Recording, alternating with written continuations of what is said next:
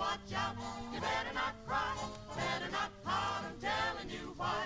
Santa Claus is coming to town.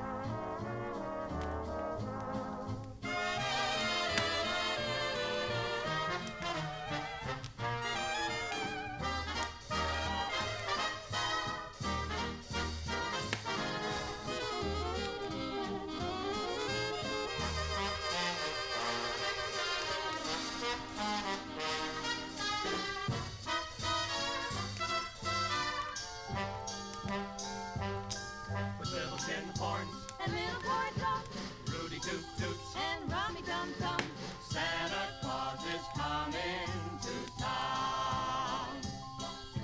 And curly head dolls, the toddle and coo, elephants, boats, and kitty cars too. Santa Claus is coming to town. The kids in girl and boy land will have a jubilee. They're gonna build a toyland town all around the Christmas tree. So you better watch out, you better not cry, better not pout. I'm telling you why. Santa Claus is coming to town.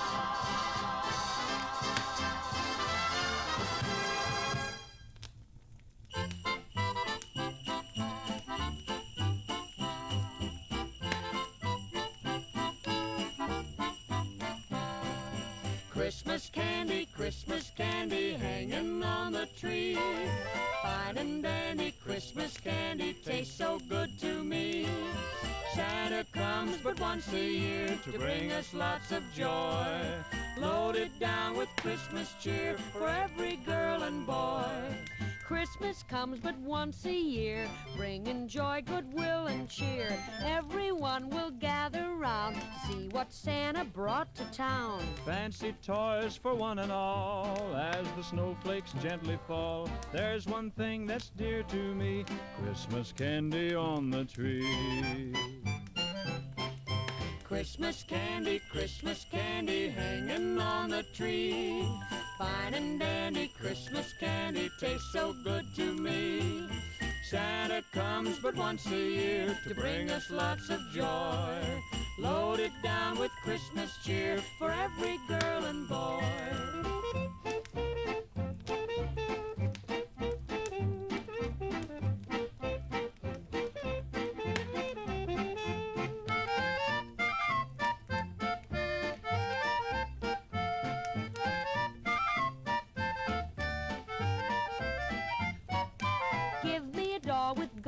Curls, specially made for good little girls. One that sleeps and talks and cries with her great big dreamy eyes. I want a great big aeroplane, a cowboy suit, and electric train. If I can't have those things you see, Christmas candy'll do for me. Christmas candy hanging on the tree. Fine and dandy Christmas candy tastes so good to me. Santa comes but once a year to bring us lots of joy. Loaded down with Christmas cheer for every girl and boy. How I love that pumpkin pie. Candy yams, oh me, oh my. I may get the tummy ache eating Mommy's Christmas cake. Christmas candy hanging on the tree. Fine and dandy Christmas candy tastes so good to me. Santa comes but once a year to bring us lots of joy. Loaded down with Christmas cheer for every girl and boy.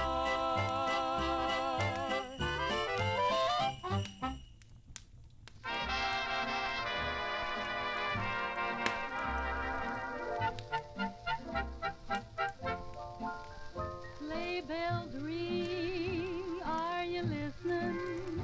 In the lane, snow is glistening, a beautiful sight. We're happy tonight, walking in a winter wonderland. Gone away is a bluebird, here to stay is a new bird. He sings a love song as we go along, walking in a winter wonderland. In the meadow we can build a snowman, then pretend that he is Parson Brown. He'll say, are you married? We'll say, no, man. But you can do the job when you're in town. Later on, we'll conspire as we dream by the fire to face unafraid the plans that we've made.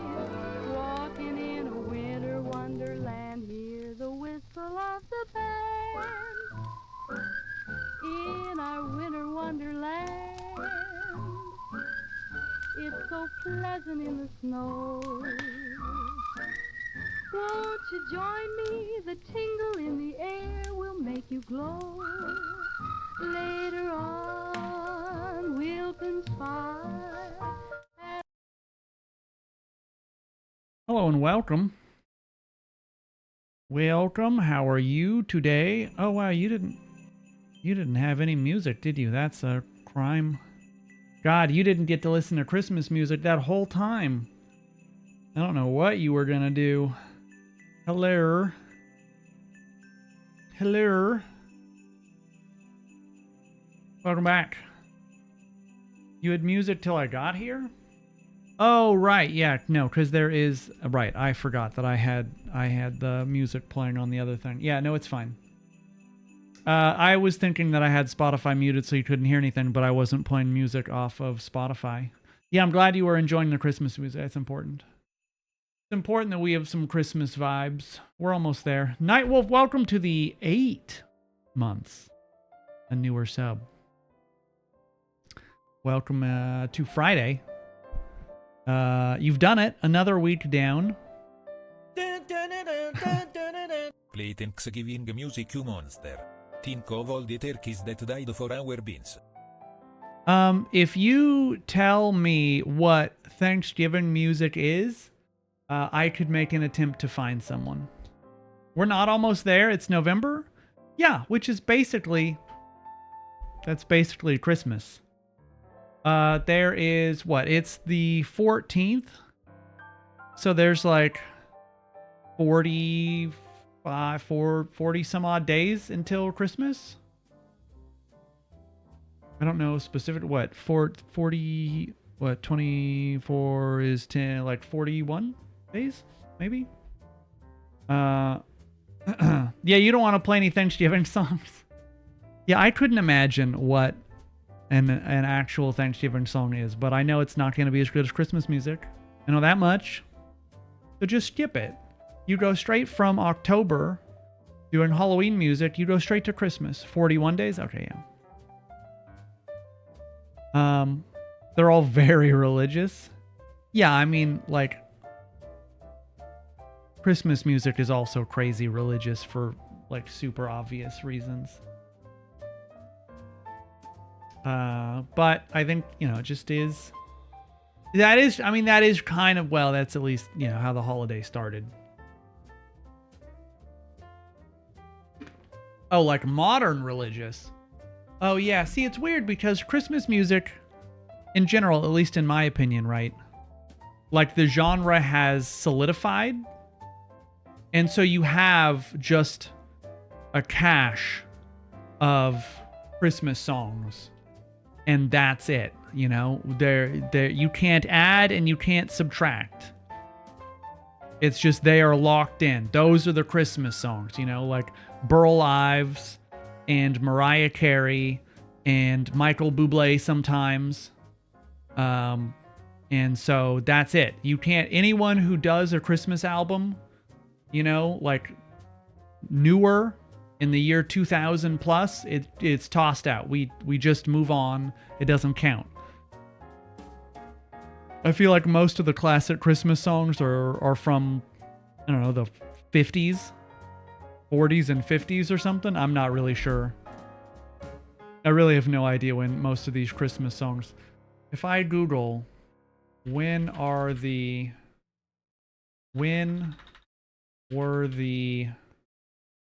most common popular Xmas songs released?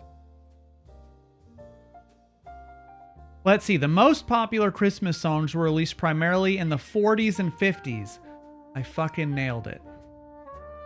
A period that created a strong foundation of holiday classics. Other periods also contributed to popular songs in the 30s, 60s, and 80s.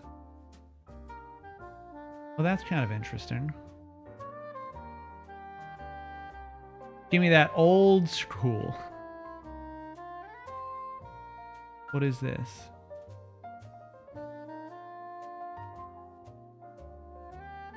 Oh yeah, there's a video on this person explaining. Oh, that's interesting. So this person explains in this video, and I know you can't see it.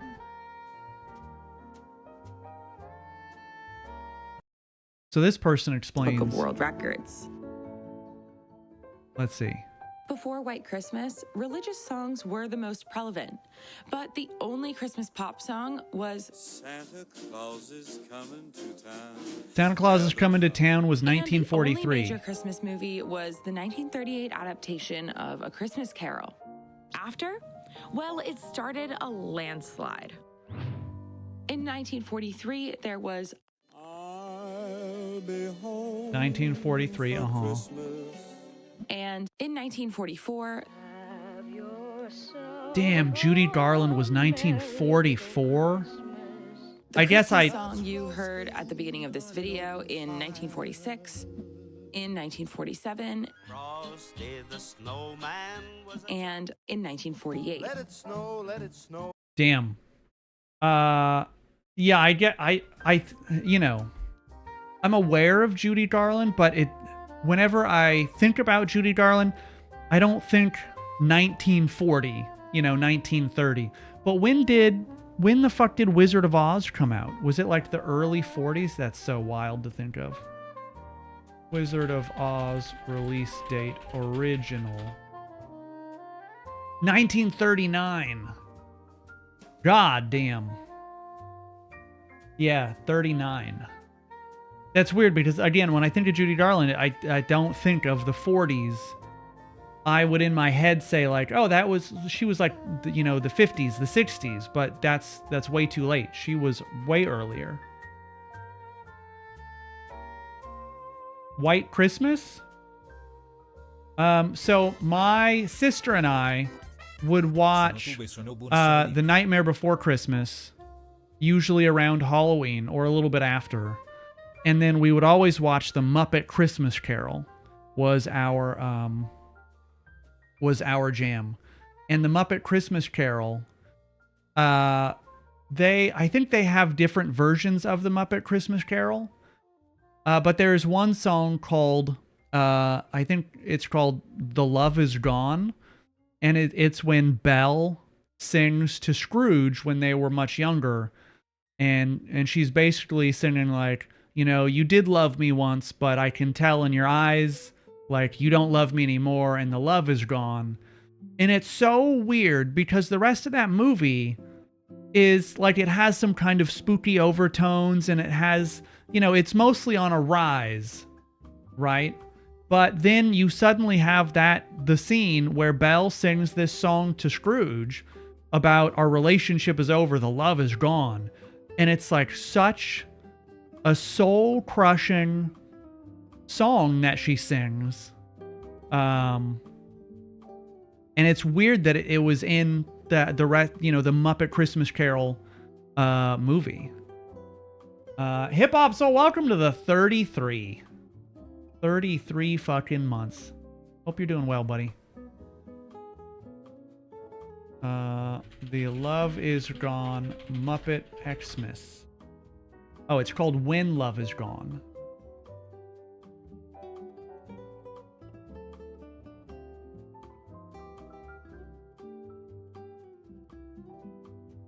But yeah, the ghost of Christmas past takes Scrooge, and he's like, "Don't show me this. Don't show me this. I know what this is." He's like, I don't want to relive this." Ever and would never come undone, and we came so close to being close, and though you cared for me, there's distance in your eyes tonight, so we're not meant to be. The love is gone. So she sings this whole ballad about how, like, he definitely did love her at one point, but the love is gone. Like, she can tell that she's just not meant for him because of what he's choosing to do in life. And so my sister and I would watch this movie every year, every Christmas, because they cut it out of the like regular version because it's too fucking sad. And so they cut it. And whenever my sister would play the movie, she would make sure to play like the full cut to have this song in, and she cries every single time.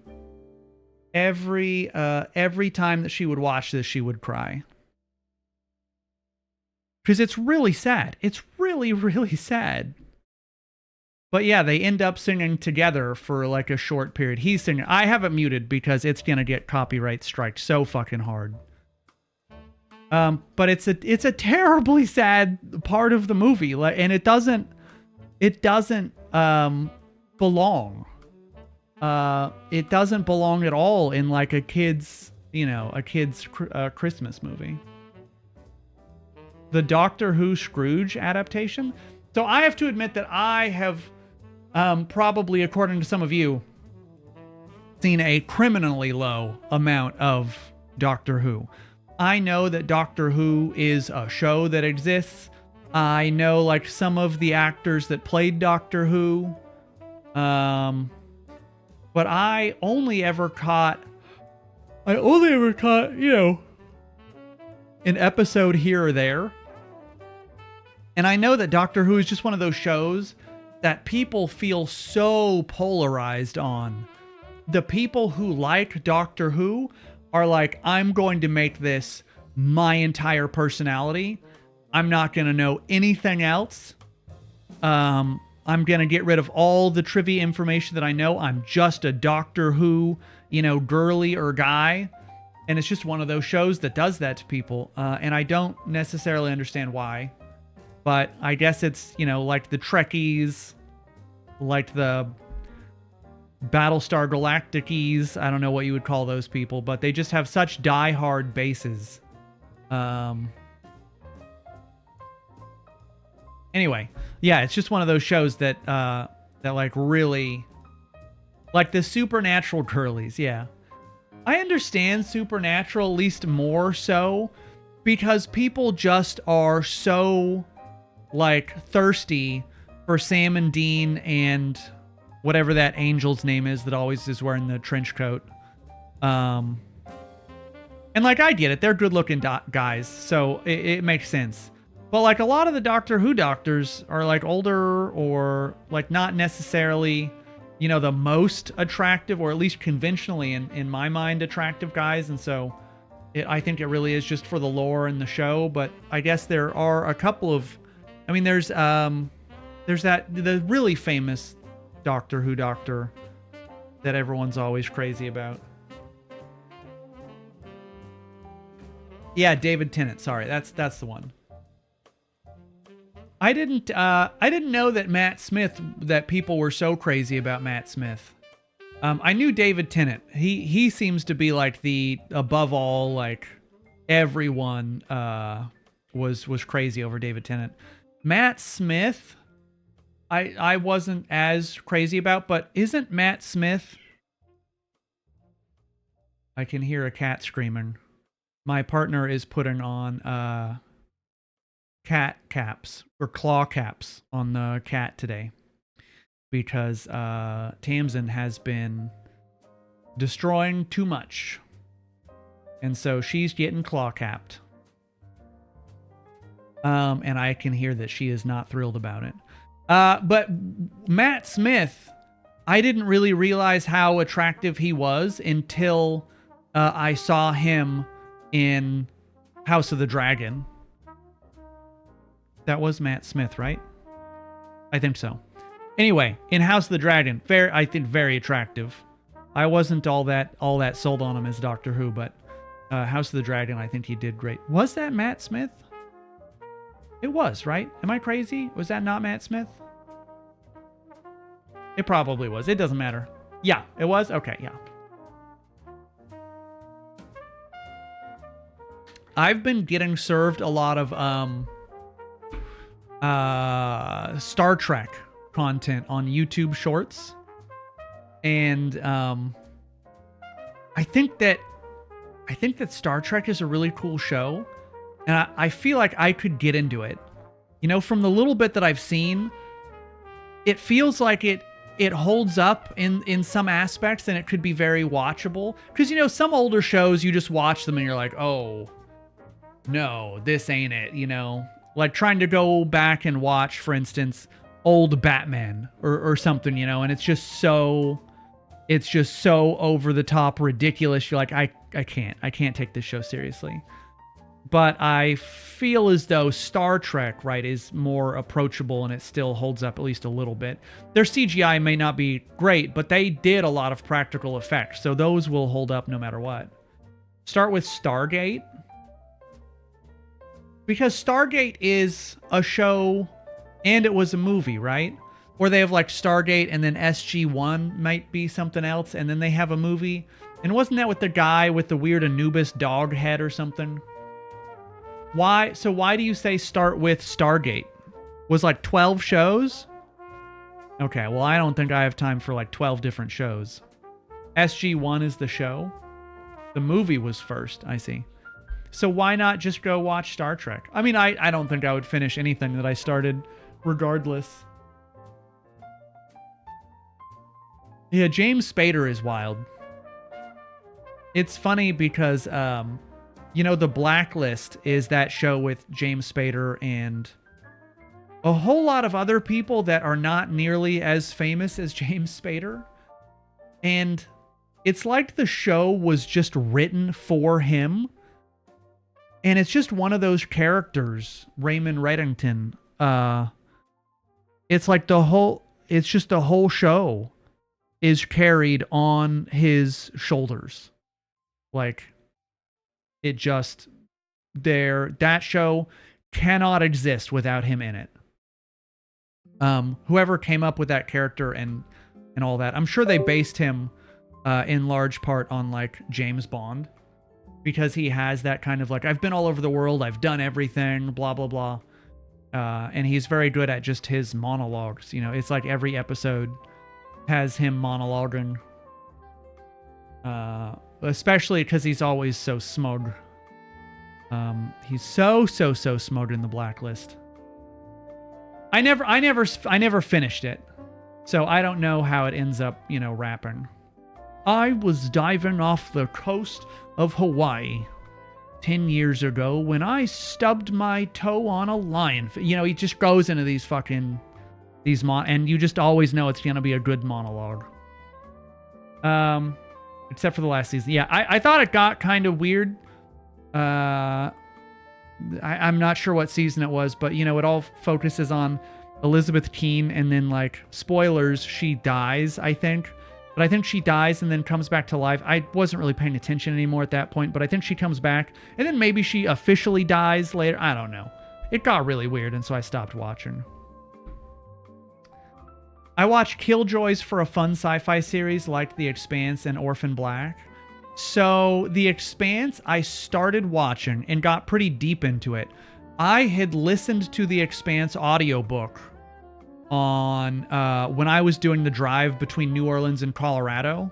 I listened to the entire Expanse audiobook, and it was so good that I must have gotten like 10 hours or 11 hours into the audiobook And so when I made my first stop at a hotel in Texas, because that was kind of my halfway point, was like just outside of Dallas, I think, I immediately got my laptop and I started watching the Expanse show that was on Amazon. And I did like 2 or 3 episodes, and then I got back into the car the next morning and did, another 10 hours on the road, and I listened to the rest of the book. And it's really good. The Expanse book is so good. I did not finish the show because I have a problem with just starting stuff and never finishing it. But the book was solid from start to finish. It was so good, like edge of my seat listening the entire time. And so that was quite good. You mentioned Orphan Black, Jessica. So when I was still in Colorado, partner Ket and I, we would try to do a weekend, let's watch a show together kind of thing. And so we would we would pick a show, whatever we decided we were going to watch. And I can't remember all the shows that we had gone through. But one of the shows that my partner really wanted to show me was Orphan Black. And so, like, the first season, pretty interesting. I was like, okay, so there's more than one of this person. And they're like, okay, they're a cop, but they're also like a criminal. And they're trying to keep it on the lowdown that there's, that she has a twin sister or a clone, whatever. I don't remember how the first season entirely played out, but I thought it was pretty interesting. But then, so if you don't know, right, Orphan Black is an old show. It came out probably in like mid 2000 or early 2000s. And it focuses around if you ever saw the Hulk, but not the Hulk, the Lady Hulk, the actress is that same lady. Whoever played the female Hulk. So it focuses on her, and it turns out that she has like a twin, and she doesn't realize she has a twin.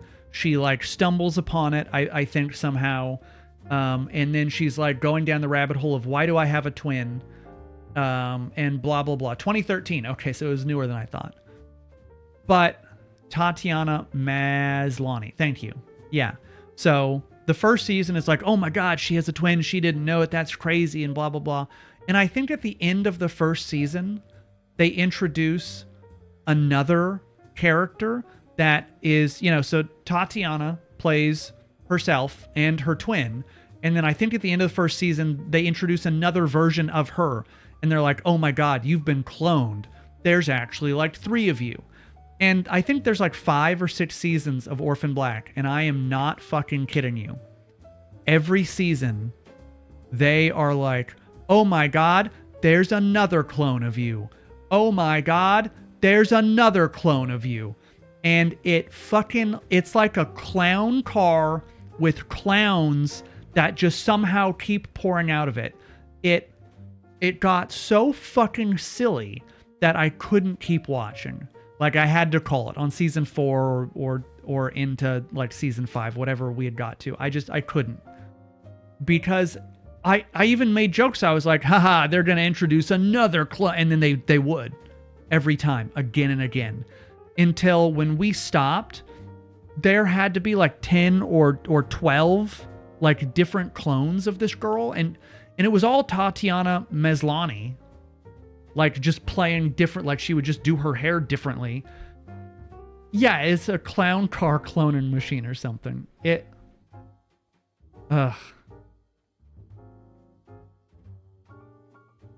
Is very silly.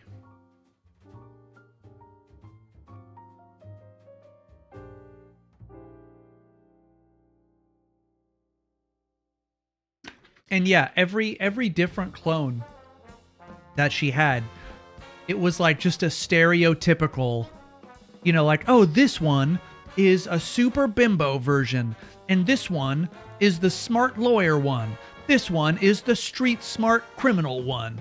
This one, it kept going. And it was just like, I'm sure back in 2013 when that show was airing, it probably like was a slam dunk sci-fi show. But watching it, 13 years on or whatever, it just was like a bit silly, and I couldn't do it. But I also just uniquely have problems watching older TV and older shows. And I recognize that a lot of it is that I have been spoiled by really good CGI and effects in shows. And so when I go back and I watch, like an old action show from the early 2000s or something, and you can like see the green screen and the silly effects, or like, if you tried to watch Smallville now and you're like, ugh, those effects are criminal, I can't, it's too silly to me. It's too silly. And so I have trouble with those. But that's also why I really can't get into black and white movies, because it's just too, I don't know, just too old. You ever hear of the Doom? Do you just mean the game Doom? You just mean the game Doom? Yeah. I've definitely heard of the Doom. I don't know about the Doom. I don't know what that is. I think X-Files probably still holds up today. My dad and my sister would I have no idea when X-Files was airing back when it was still airing. But my dad and my sister would watch the new episodes, whether it was like Sunday, evening or whenever it aired. And so I would sit on the floor and I would often watch X-Files with them. And so there are definitely a couple episodes that I like specifically remember, or characters that I remember from the X-Files. I definitely, one episode that stuck with me and gave me the heebie-jeebies for so long. There was an X-Files episode where Mulder and Scully were in like a forest or a cabin or something, and there was like some bug that was killing people, and they thought that if they stayed like inside the cabin that they would be safe. But then it turned out that when the lights, like when Scully walked into like a dark corner, they could see in the darkness, they were covered in these bugs. And it was just the light that was keeping them from being eaten alive by the bugs. But the bugs were already all over them, and like they had to just survive until morning. I hated, I really disliked that episode.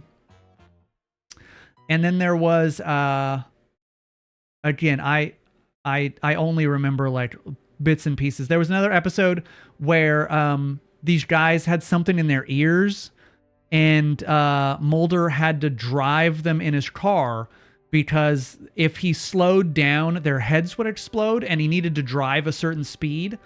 And so Scully was like not in the car, and she was like, I figured out, how we can save these people, and I have this thing that's going to make them deaf, but just drive up to me, and then as soon as you stop, I'll do this procedure before he dies. And then, it turns out that he had died long ago in the car, and Mulder just drives on by. But they had to keep driving faster and faster and faster for these people not to die. I don't remember a lot of the other episodes. I do remember there was an episode where like a guy had X-ray vision, maybe. And so him and his partner, I think they were separate, or maybe the one guy had X-ray vision, but he would shoot and he would kill people through walls because he could see people through walls. And so he would just like shoot his gun from outside and kill everyone inside. And then there was like one guy went to jail, and he was like, I know I'm going to die because you guys can't protect me. And he was shot like through the roof. and the guy with the X-ray vision just saw him through the roof or something. I'm trying to think of the other like standout X-Files episode.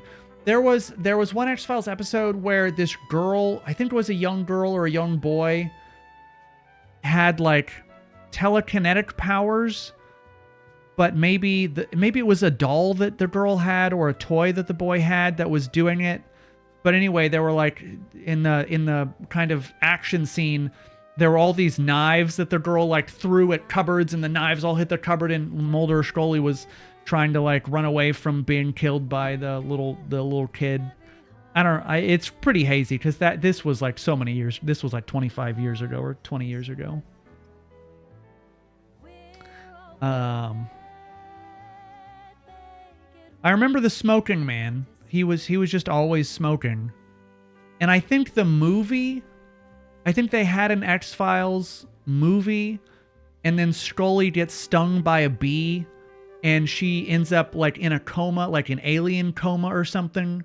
Or they had like, the government was making bees with special, I don't know.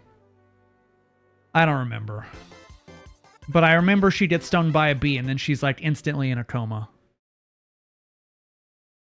Muffin, welcome to the 4 years. Yeah. But yeah, I think that was the movie. I think that was not the show. Trying to think if I remember any of the rest of the X-Files. The fact that I remember any of it at all, I suppose, probably speaks to how well the show was made. The one in Alaska with the worms? I don't think I remember that one. I didn't see a lot of it, though. Like, I would just catch episodes here and there. But I think probably it was a very good show. It's probably worth going back and watching.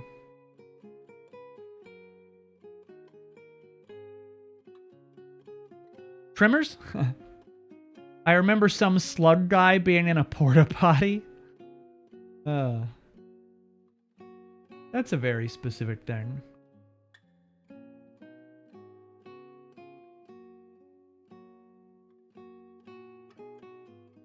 Oh, Finn, that's cool. I know about the play that goes wrong. I'll have to check that out after. The neck bursting fungus one? The neck bursting fungus one? What is that? Hold on. Can I YouTube this? Let's see. And then we'll get into the game. I'm just curious. X-Files neck bursting fungus.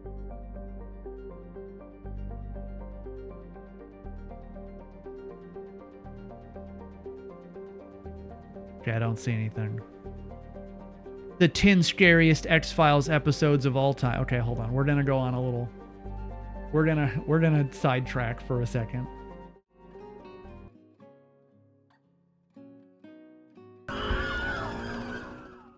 The X-Files seasons 10 and 11, or ill-advised reboots as their friends call them, came and went to decidedly mixed receptions.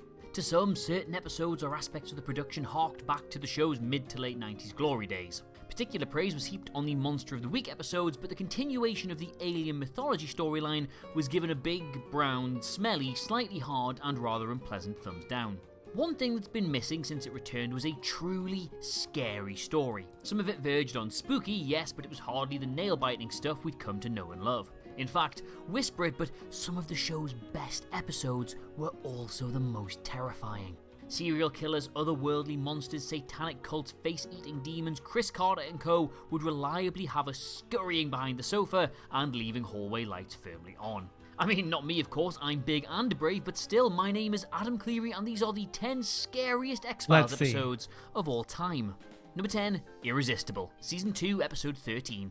An unusual episode of a paranormal investigation show this, in that Irresistible had no paranormal element to it whatsoever. It's just about a murderer called Donnie who's a death fetishist that kidnaps women, kills them, takes a lock of their hair, and stores their fingers in his fridge. The episode also does a great job of exploring Scully's character, and much of the tension comes from Donnie's fixation on her. Scully's subsequent attempts to deal with the case so soon after her abduction really ram home the peril as well.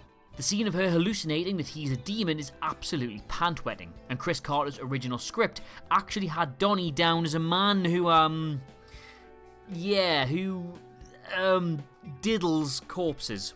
Oh. Fox didn't want that in the show, but still, it's heavily implied.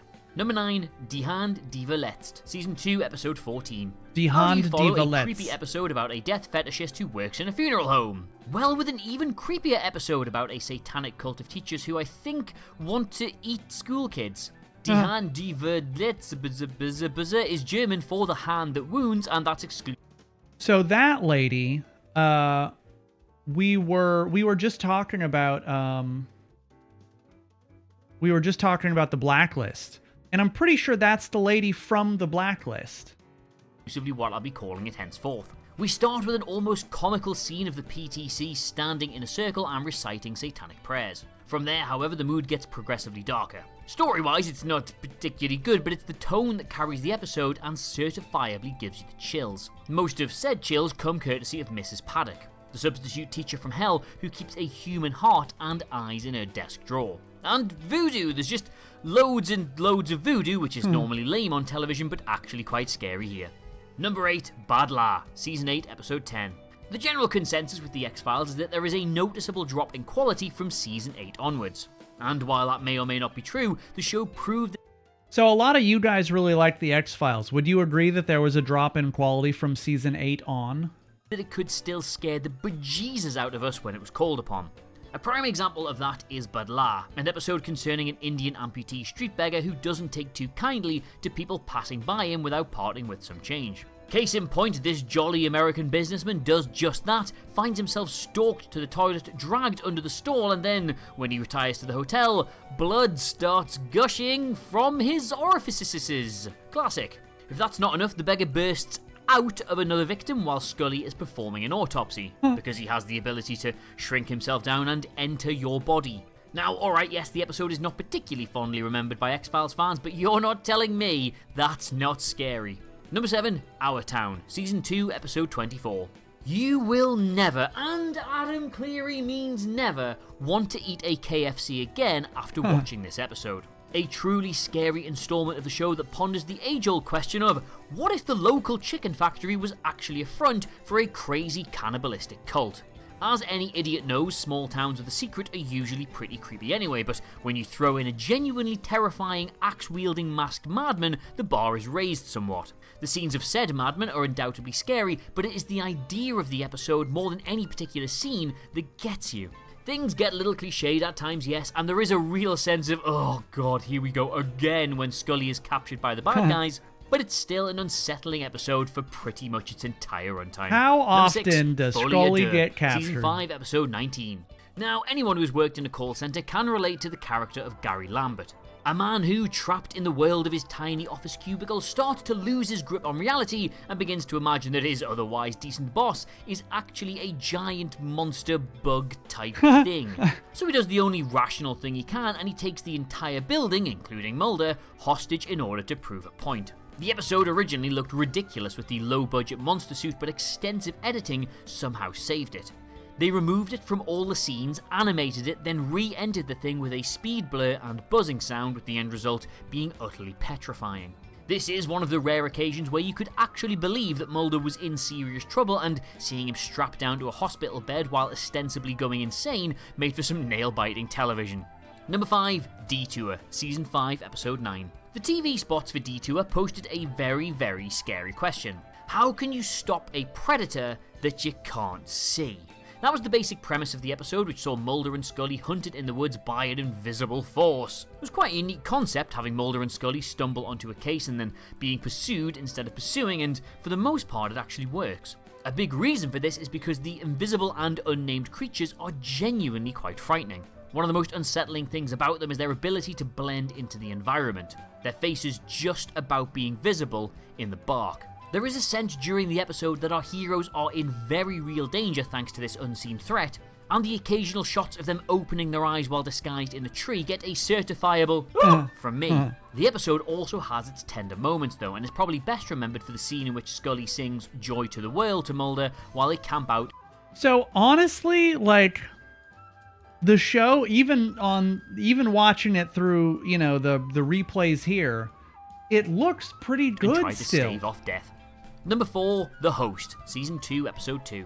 Now, this episode of The X-Files does for going to the bathroom what Jaws did for swimming in the ocean. The fear factor in this one is down solely to the episode's monster, Fluke Man, a super-evolved fluke worm who dwells in the sewers of New Jersey. Again, this is one that could have been disastrous had it not been approached correctly. Now, on paper, a giant worm-like man who lives in the sewers is pretty much just how all my exes describe me. The costume too was apparently not really all that, but by waiting until the final few scenes to show the creature, the episode manages to maintain an element of suspense and fear throughout.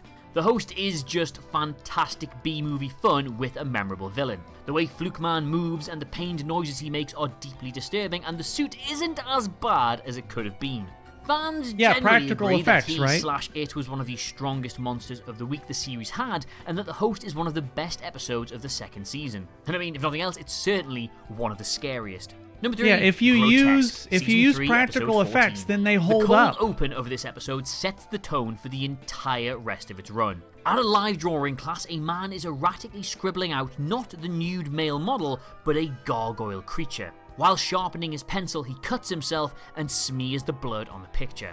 Later, he offs the model outside the building because apparently he was possessed by the thing and it made him do it. Mulder and Scully go to the man's studio where they find hidden gargoyle statues with, you guessed it, bodies hidden inside. As the episode wears on, Mulder gets more and more drawn in by the case, and he spends hours studying gargoyles in the library and begins to draw pictures himself. Even sculpts his own gargoyle statue in the now abandoned studio.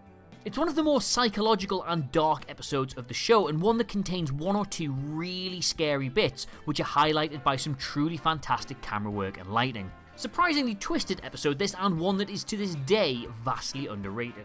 Number 2, Home, Season 4, Episode 2. Now, Home is probably the... There are only a few episodes in early seasons where you see things you shouldn't see in the widescreen framing. It does look like they had really high production. It was the first to feature a viewer discretion warning due to its graphic content, and it is also the only episode to be rated TVMA. Now, that alone is upsetting to most of the audience. But then the episode centers around the Peacocks, a family of inbred farmers who live in a house straight out of the Texas Chainsaw Massacre, and they are terrifying. The scene in which they break into the sheriff's home and brutally kill him and his wife is one of the most shocking in the show's history. Johnny Mathis, whose song Wonderful Wonderful was supposed to be used during the scene, refused to allow the producers to use it because he was disgusted with the episode's content. And many others felt that this particular episode of the show was tasteless and that the Peacocks, whose makeup was really something by the way, were too scary for network television. Crybabies. Number 1, Tombs and Squeeze. Isn't Tombs what you guys kept saying? You guys kept saying fuck Tombs? Season 1, Episodes 3 and 21. Now, one thing that goes completely underappreciated about The X-Files was the fact that it wasted precisely 0 time in getting super creepy. They introduced Eugene Victor Toombs, the most unsettling and sinister villain in the show's history, in only the 3rd episode. Toombs, you see, had a special talent, in that he could squeeze himself through the smallest gap, infiltrating people's homes. Oh, gross. And why did he want to squeeze into people's homes? To harvest their livers, of course. Toombs was a genetic mutant who wakes up every 30 years to feed. Now, that's a creepy enough concept, but the character was made truly scary because of the performance of Doug Hutchinson. He was so outstanding and effective in this role that they brought him back later in the series, where, once again, he knocked it out of the park in the creepiest way possible. Squeeze was the show's first foray into horror and the episode that really sold the show to the masses. So there you have it, those are the 10 scariest episodes of The X-Files, read to you by a man who... Huh, that's interesting. The actor who played Toombs married a child. Okay, well... I was on board with how kind of spooky that was right up until that part. Why did he do that? Isn't it just so easy not to do that?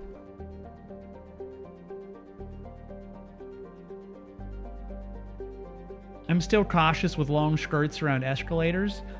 Yeah, I've seen unfortunately, I've seen video, like security footage, of people getting like their shoelaces or something caught in an escalator. It was like their shoelaces or their pants or something. And then there was also one from like China where the person was going up and then the escalator, like the panels opened and they just got sucked. Ugh, yeah. I remember seeing that person just get like eaten by the escalator. It's so unlikely, right, that it's gonna happen, but that doesn't mean it can't happen. Hi, Jovix, how you doing? Oh, that was cool. All right, welcome back.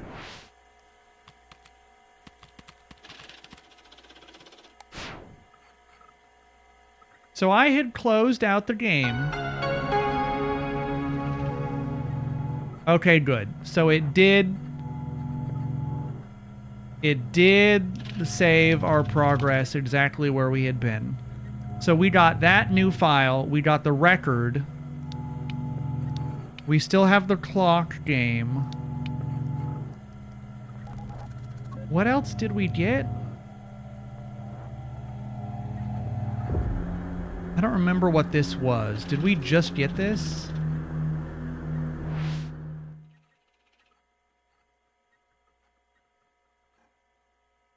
I gotta double check this because I don't necessarily... Oh, I don't... We haven't done this at all. Okay.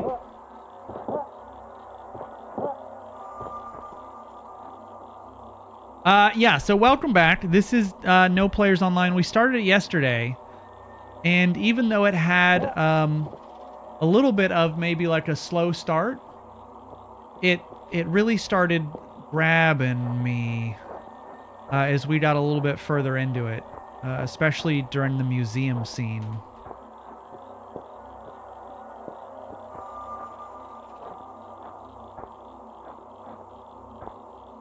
I would like to get in there, but there's no door. Your old rowboat is just as you left it. Try not to dwell on those bittersweet memories. You have a job to do. Push the boat into the water? No, not yet. Not yet. Oh. I'm trying to see if there's anywhere I can go before we just do that. Because this also feels like the kind of game that has a lot of hidden stuff. No. Okay, we're good. Let's just go row the boat. We just got here, but... I have a tremendous fear of heights and elevators. When I was dating my wife, she took me up to the Toronto Space Needle thing, and they made me ride an elevator with a glass floor. I was not okay for like 3 hours. Yeah, elevators freak me out. I don't think that elevators freak me out as much as they do you, it sounds like, but I don't necessarily enjoy them. I might have an issue with a glass-floored elevator. Get in the boat. Wait, you'll never find anything without a flashlight. Get it from the shed before you set out. Open the shed door? Yeah, let's open it.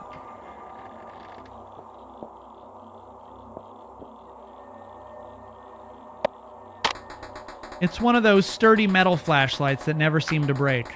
Take the flashlight? Yeah, we're gonna take it. They mean it's a mag light.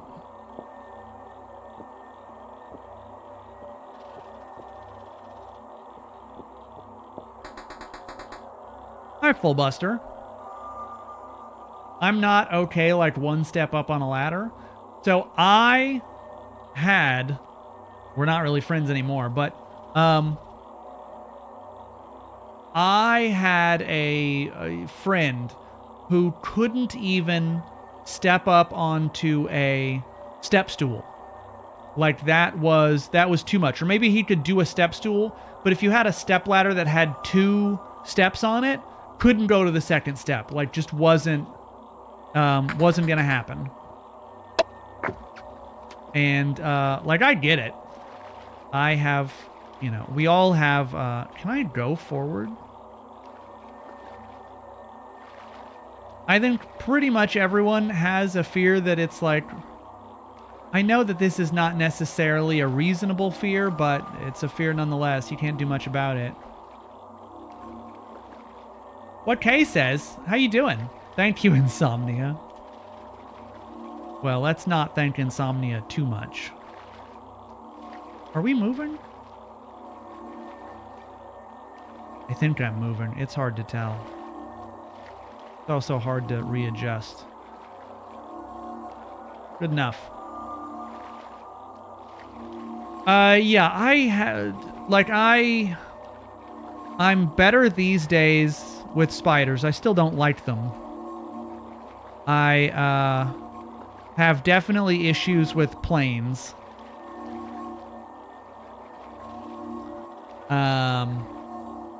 But like, it's never stopped me from going places and doing trips. You know, we did our trip to the Northeast a couple months ago, and we had to be on like 4 or 5 flights. I did it. I just wasn't thrilled about it. So I guess I would say it's like a minor thing. I don't know that I have any like stop me in my tracks, like can't do it breakdown fears. I'd have to think about it.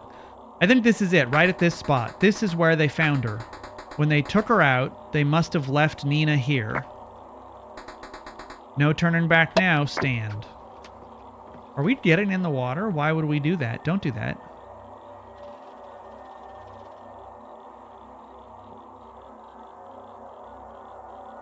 I'm sorry. Exactly what? Pray tell? Or...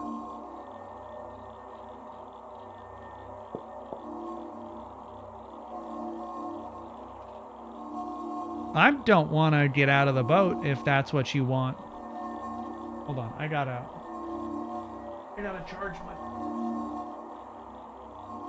my phone be dying. Okay, I guess we're getting in the water. Oh God, Nina. Take Nina's rib cage with you? Yeah! For the sacrifice, I need 5 pieces. There should be more pieces of her around. This better work. What? Take this piece of Nina? Take this piece of Nina? Game, what the fuck? Take Nina's skull with you? Yeah. Oh God, what am I doing? Nina, Sarah. What if this doesn't work? What if it knows I didn't sacrifice you, Nina? I just need something powerful and personal. I'm out of options. This is the only way. Excuse me? Is truly this is the only way? Where the boat at?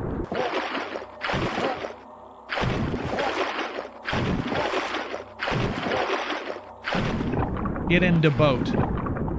Get out of the water. It's gonna be like that scene from that horror movie with Harrison Ford and Michelle Pfeiffer, where he goes into the water and her corpse comes out from the bottom of the lake and grabs him.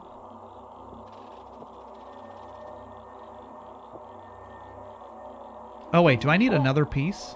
Oh, I do. Yeah, sure, let's grab that one. Take this piece? Yeah, sure. That should be enough. I should head back home. It's time to finally do this. Yeah, okay. Oh, of course the boat's gone. Oh, no, it's right. That was actually great. I thought they had taken the boat away. Get in the boat. Which way's the shore?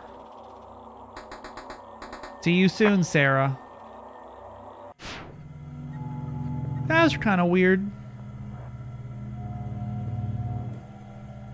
Is the new Frankenstein? Partner Cat had watched it. I think Partner Cat liked it. I struggle to put aside 2.5 hours. That's all that has put me off. On what? I have dentophobia. Is that you're afraid of teeth? What are we trying to do with the bones? I don't know. But we made a star.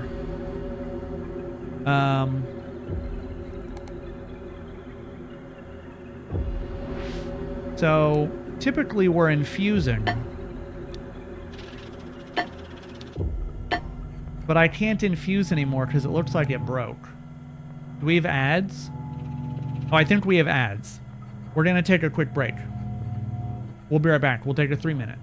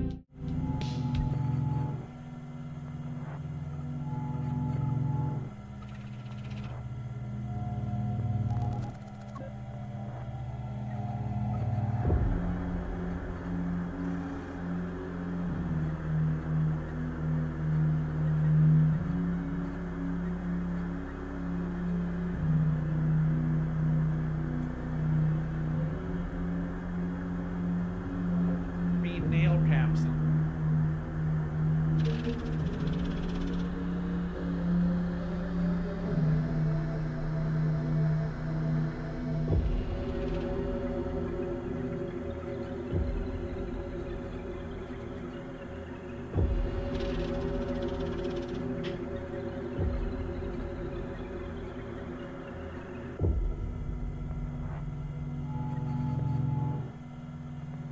Yeah, she not happy. But she had to get them put on. She has been so those are like little rubber caps. You put them on with glue, and it just stops them from being able to just absolutely destroy like furniture and other stuff that they use their claws on, because she is destroying some of our furniture. And so it's like the first thing that you can do, because certainly not gonna like declaw a cat. That's inhumane. But claw caps just stop them from being able to scratch stuff. You also got little rubber caps glued to your nails? Yeah, we have a scratch post, like 2 scratch posts upstairs, and at least 1 downstairs that any of the cats could use. And yet, Reese's doesn't scratch anything up. Reese's is perfect, but Tamsin just really can't get her shit together and just does it.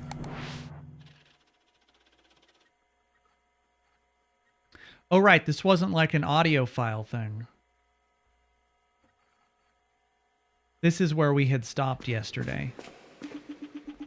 A familiar record player sits idly between the two red armchairs. This space feels like the flip side of the old one. No concrete, no flags, no water. Just the player and her.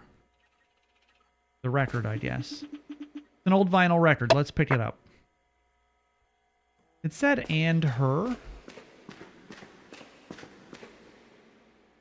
But I don't see her.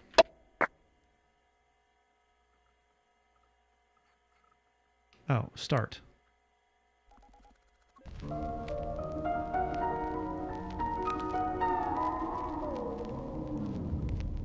Oh, you can play it real slow. Or you can play 0.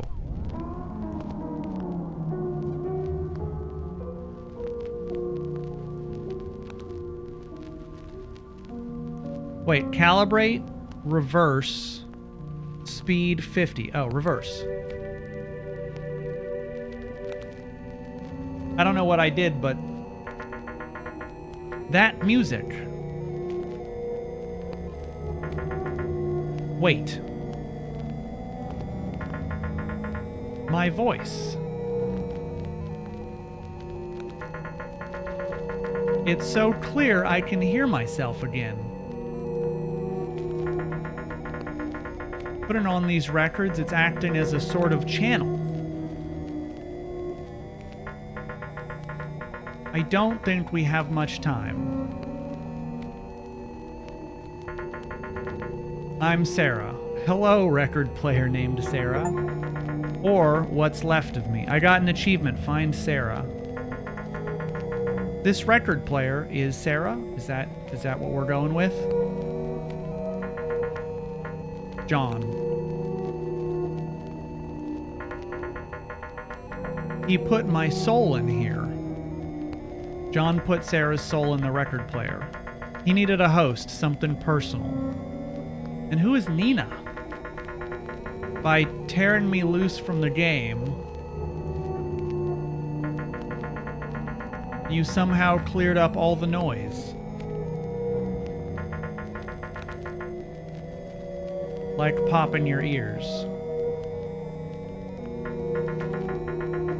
I don't remember much. I was walking. Did he like hit her in the back of the head?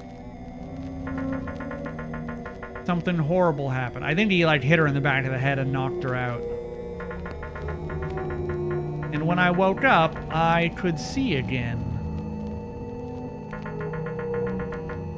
Everything was clear, but I had no body. Oh yeah, okay, so he just straight up killed her. You managed to reach me. Now help me reach John. Oh, are you gonna exact some crazy revenge? My time on this record is running out. I'll create a new one. Is Sarah the record or the record player? I think she's the record player. We can keep talking on the new one. Oh. Okay, what's happening with the, like, weird blood in the background? It's an old vinyl. We'll pick it up. Put on the record? Yes.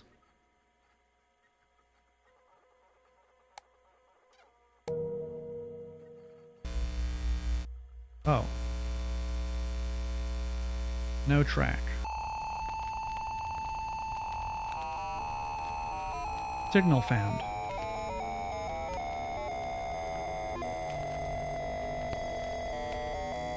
Tune track.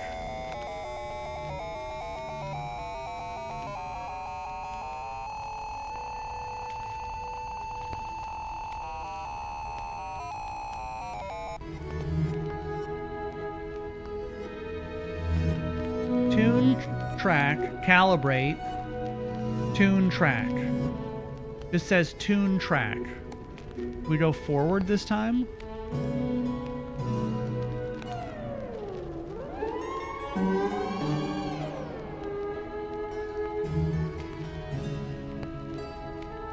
Calibrate tune track.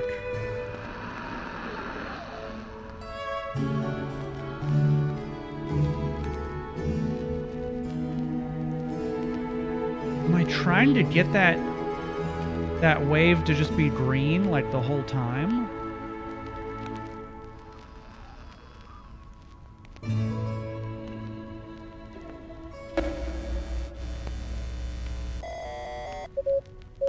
More.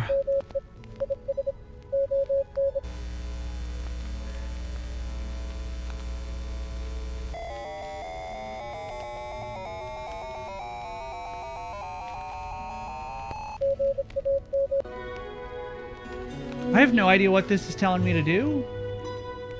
You just tune the track. It says calibrate tune track.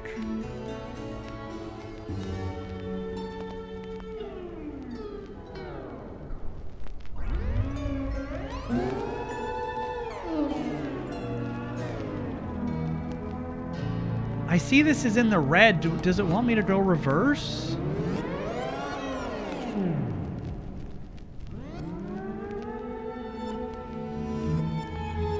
Forward. Calibrate tune track. Maybe it's just this thing. Tune the track. We'll just tune this.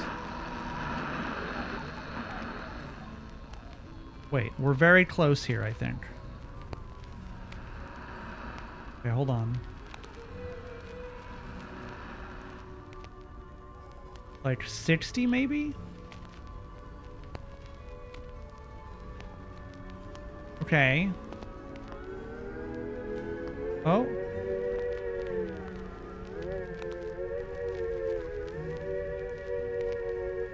Stable signal.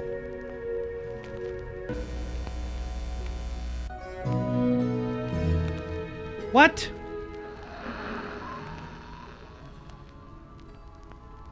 Okay, this was at 10, I think. Stable signal. Now what? It.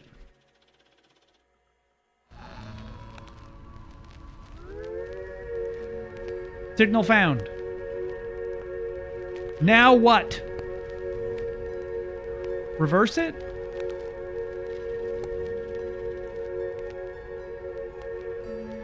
Oh, you just had to leave it. I don't know. That's kind of having you here is taking more out of me than I thought. They should have just had some kind of like, oh, it's almost done. I don't know. Ignore the glitches. Just stay close to me. Well, I can't move or do anything, so I'm just gonna stay here. First of all, you must be wondering why I'm like why you're a record player? Had crossed my mind. John, before I met him, he was doing research into unnatural things. I feel like they could speed up this dialogue like just a touch. His research was at the core of Inuit's games. Everything was going so well until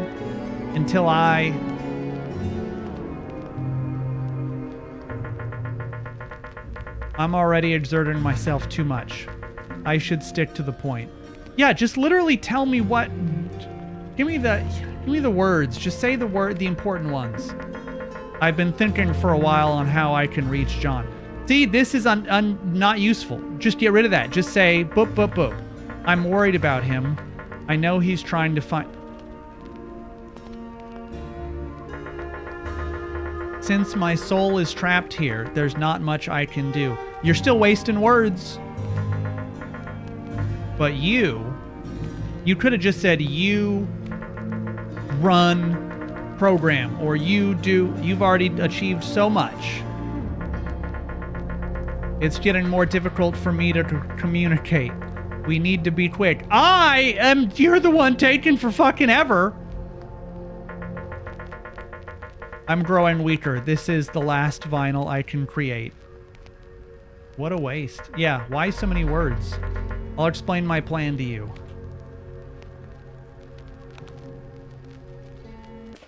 She wasted so many words. Pick it up. He's like, oh boy, we gotta be real quick and everything. And then just proceeded to not be quick at all. Searching. Signal found. Mod more calibrate.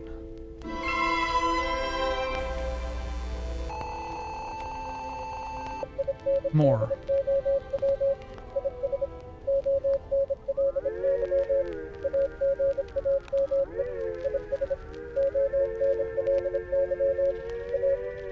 Density? Stable.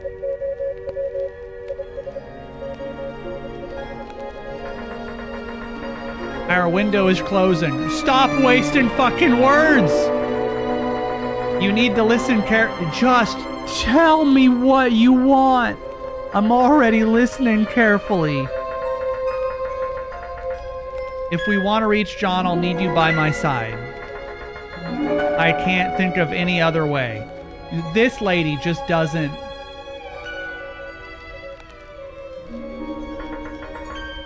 You have to.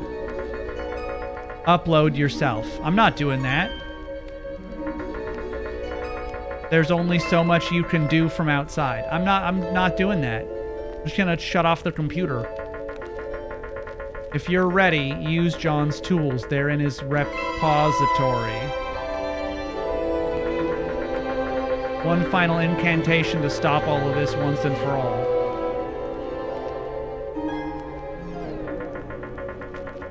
My memory, it's fading fast.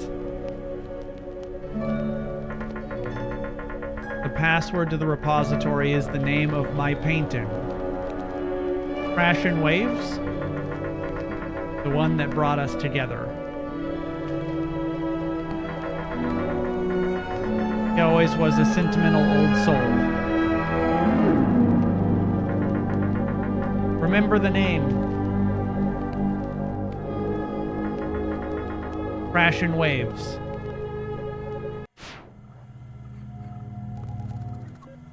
Okay. Oh, the record just got sucked into the abyss. Okay. Alright. So... Was Sarah killed by John? Yes. Yeah. So, John, it sounds like, killed Sarah. Or he may not have killed Sarah. I don't know that you need to kill someone to upload them into the system. Maybe you don't have to. I don't know. Do we have a son? I also don't know. But it sounds more like he killed Sarah and uploaded her into the thing. And then using her soul, he was making like different games and combining the souls, and that's why the two games when combined they were talking to each other, etc. I actually really enjoyed how we were combining games and it was like possessed games, etc., etc. I really liked that. Here's where I'm kind of falling off. She's like, in order to, stop this once and for all, you need to basically, I'm pretty sure, commit suicide and then upload yourself into the repository in order to do that. And I'm like, or I could just destroy this laptop and delete all the files. Like, why do I need to do that? That just feels kind of silly. What is new project? I don't think I ever opened this. She's trapped. Yeah, and she's gonna stay trapped because she's dead.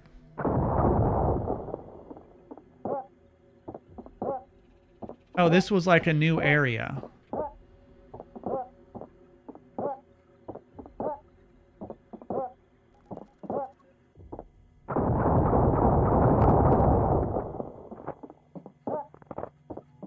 This feels... Why do I feel like suddenly we're gonna have to do like a boss fight here or something? Like someone's soul is gonna be added into this area and we're gonna have to fight them. If I just fall off, does it just... Okay.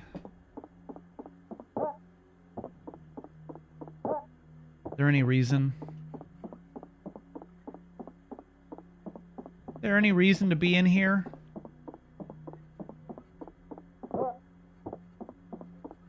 Any reason at all? It doesn't seem like it. If I do the soul thing, this has a yellow aura. Hold on. So if I generate a new... I can combine it with the Minesweeper. I think that's the only thing. New project. Minesweeper.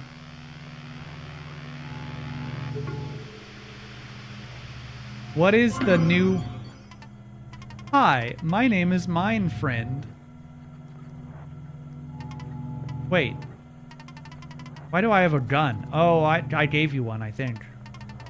Oh, is this for extracting essence? Good idea. This will be much easier than last time. Excuse me. Where are you going? I think I just made a virus? Little messy. Hey, buddy?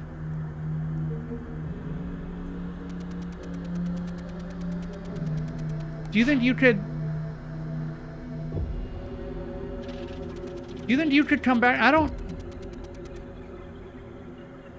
I'm not sure that we... Yeah, we made Winions. We did. Oh, he's following my mouse. Okay, I guess we just made a bonsai buddy.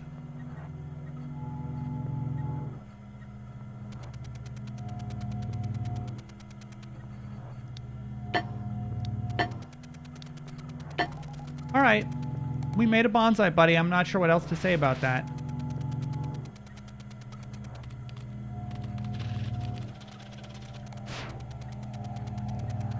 Okay, so I guess we want to push info.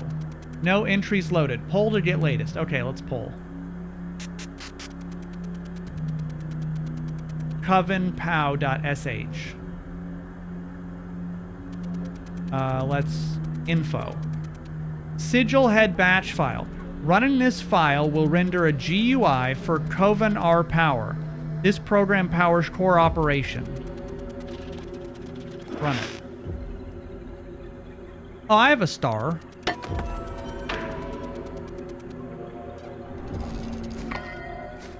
Oh, and I can plug this... I can apparently plug this into something.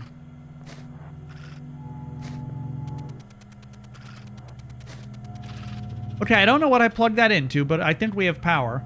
Host scan.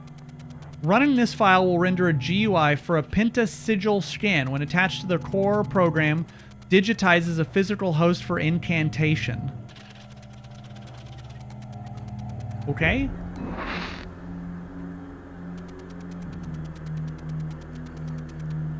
I don't think I currently have a vessel. Maybe I just need to generate a vessel? He has a gun. Yeah, I mean, he's armed. I'm not sure. I mean, he's ready to go. Oh, I can't take that out of there. Oh, scan. Oh, scan to file. Oh, it's scanning me right now. Oh, I didn't die. Okay, I didn't die. Okay, I mean, that's not bad. Okay, how about this? Running this file rendered UI for the Penta Sigil core. Connect the dependencies to generate an empty game vessel for the Sigil engine. Don't know what that means, but let's do it. They who seek to summon a fresh soul must first complete the 3 rituals. Can I just plug in their cables? A vessel has been summoned. Yep. And then I connected the other thing. I don't have a yellow.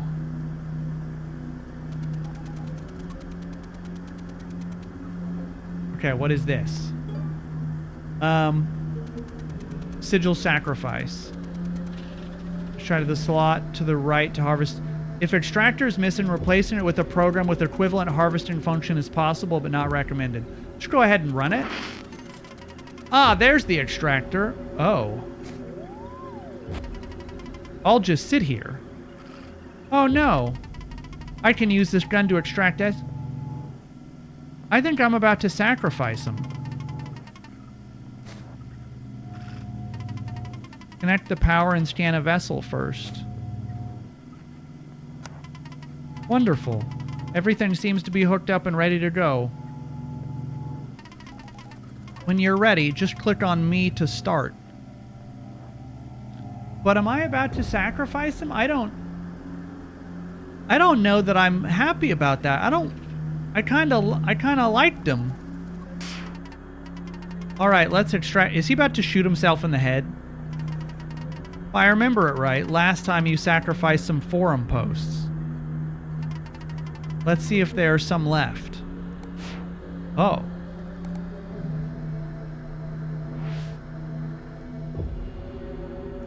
Bookmarks.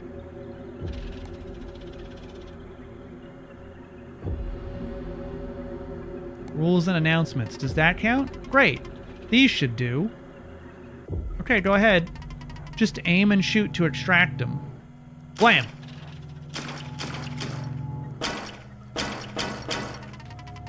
Let's keep going. Oh, that's interesting. Let's go back.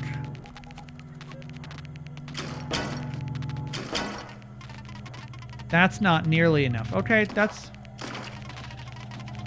Let's take down the whole forum. Hold down the mouse to charge your shot. Oops. Well, that should do it. Oh my god. We need more. Keep sacrificing things.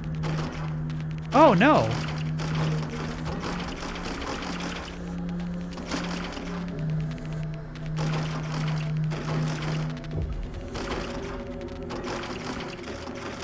Oh no.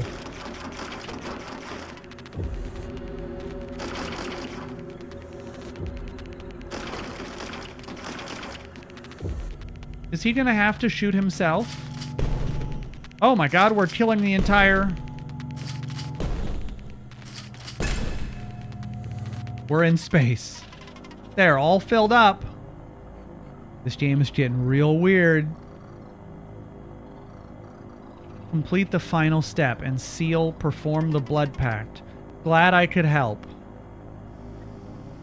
What? Sigil star at port 01 is nearly empty. Please refill the component to seal. Do we have to put our blood in there?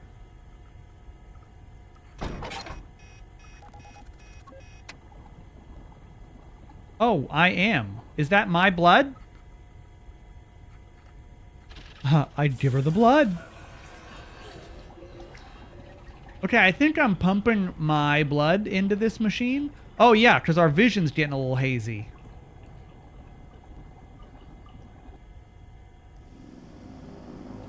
Okay. What? Oh boy. Successfully complete the incantation ritual.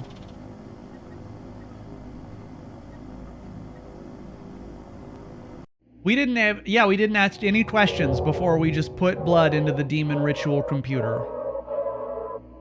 We sure did not ask a single question. We just did it.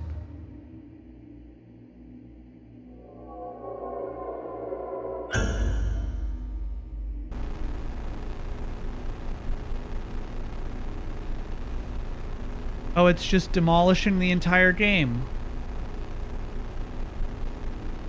What?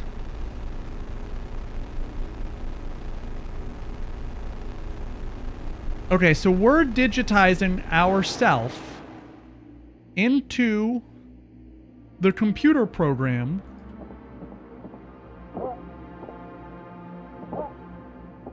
So we added ourselves into the computer program so that we could either communicate with John or stop John in some way. Or to help Sarah stop John? I'm a little hazy on the story at this moment. I feel like I'm a little touch and go on the story. Oh, there's Sarah, because she's a record player. Ah, you made it inside. Wow. I love this dialogue box. Did you add this? Finally, I can speak clearly. It's me, Sarah. I'm a record player. Can you take me with you? Sure, we'll pick up... Oh, no, she is just the record. Let's walk and talk. We don't have much time. John will probably notice your presence soon. Okay, so Sarah's just a record. I thought she was the record player. This place is a total mess. When you uploaded yourself, something must have overloaded the system.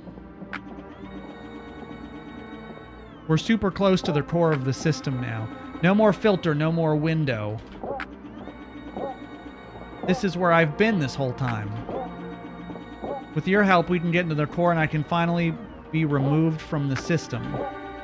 But with everything destabilizing, it'll be impossible to actually get there. Well, then why the fuck are we doing this? There's a memory stone. Think if we can get them all back into the system, things should stabilize again. What? It's a memory stone.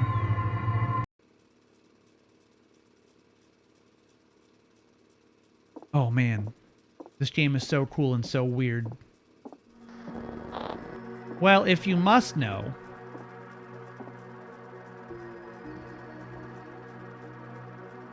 I must. You gonna finish that sentence? Oh, it's mostly crashing waves. I used to live pretty close to the sea. Sometimes during winter, you'd have these enormous waves. It's terrifying, but I do miss it. Ah, I can relate. Oh, he's just trying to get her number.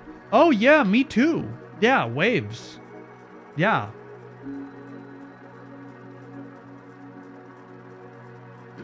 I also had a lot of experience growing up with waves. She's like, oh yeah, where'd you grow up? Nebraska. I'm from the UK, from a small place not too far from Brighton.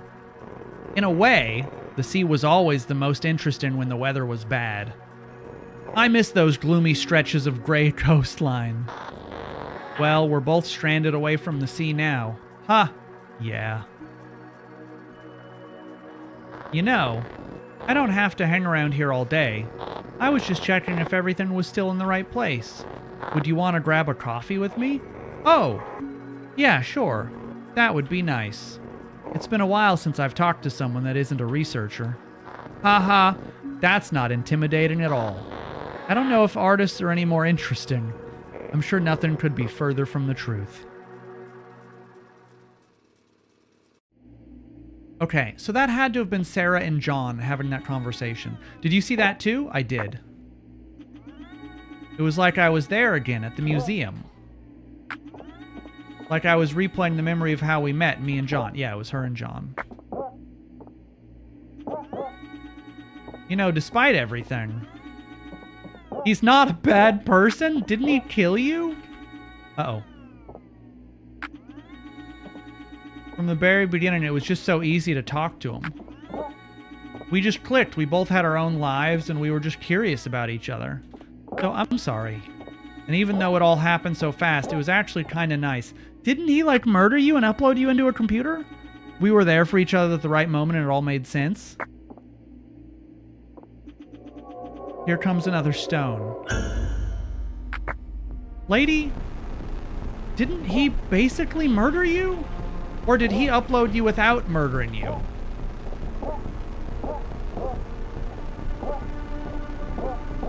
I'm a little bit lost on whether she was actually murdered or not. It's a little hard to tell.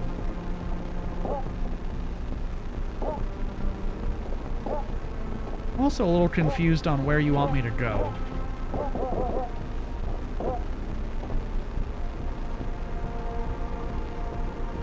Oh. Like this?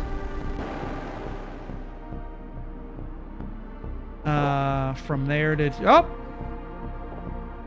Okay, I guess I'll just... Can I have a flashlight? It's a little bit dark. I guess we'll just kind of figure it out. There to here, maybe. Oh, here we go. Here to here. Here to there. Oh boy, we biffed it. Oh. Oh yeah, we're back to the start. Okay, hold on. There to here. Here to here. Here to here. Here to here. Here to around here. I don't even see what I'm trying to get to. Maybe it's this way instead? Oh, okay. Okay, yeah, probably this way instead. And then almost certainly not that way. Then we go around, yep. And then maybe to here. Okay, I do like the platforming. It's kind of fun. I'm still a little lost on why Sarah feels any affection at all towards John when he, like, I assume, without permission, sealed her soul away in the computer or murdered her. I'm not sure if it's a Soma situation. Shoot, that's a dead end. Maybe there's some other way. Or wait, I have an idea. What's the idea? I've managed to do this once before. Are you gonna blow it up? I think I can enable a debug tool that John put in. Does take a lot out of me, so be warned. Okay. Focus.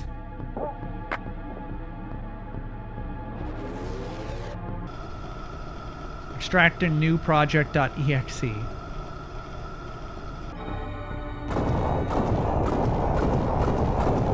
Did Sarah just die?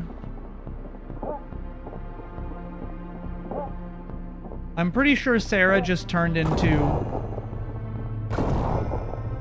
Wait, I'm standing on that, and I feel like... Oh no, we can't take that out. We go around this way?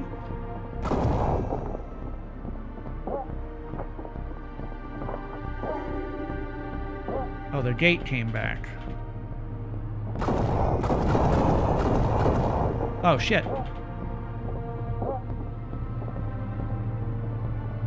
I feel like maybe Sarah just died. This whole thing's a little confusing. Okay, so they started a romantic relationship. I've been talking today with Tobias about starting the company. And it seems he's really on board with the whole thing. That's great. You know I'll support you all the way. Just so you know, it's gonna be rough the first couple of years or so. It'll take a while before we have a game we can publish. That's okay, sweetie. We've been doing fine so far, and it's not like the Institute was paying you much. I really think that we have a good shot at this, and in the long run I'll be able to be more stable, once we get some investment in. I'm not worried about the money. I love our life like this, said no one ever. It's always about the money in some way or don't. That's a fairy tale. Besides, things are going well with my work. Let's be real, I didn't marry you for the money. For the record, I didn't either. I love you. I love you more. Yeah, and then I can upload your soul into the game. John M. joined as a spectator. Uh-oh. Shoot him. Stop what you're doing. How did you even get in here? Oh, now, look at what you did. Everything's completely destabilized. It'll take months to repair everything. Wait! He's mad. That vinyl you're holding, what did you do to it? You have no idea what you're messing with. Okay, we need to fix this. I need you to do exactly what I say. That vinyl isn't just some prop. We're talking about people's lives. That's not my fault. You uploaded them. Just you need to put back all the stones. Let me run some commands. Exterior, sigil infused all stability. Huh. I can see you already have 2. Sigil infused 3.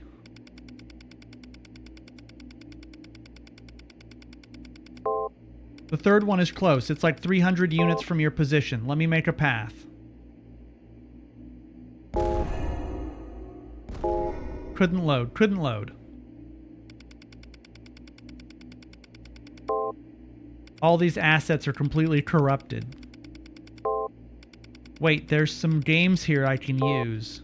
I don't remember infusing these. Oh, yeah, my bad. That was me. I'll import some assets. 1 second. Dungeon Blade.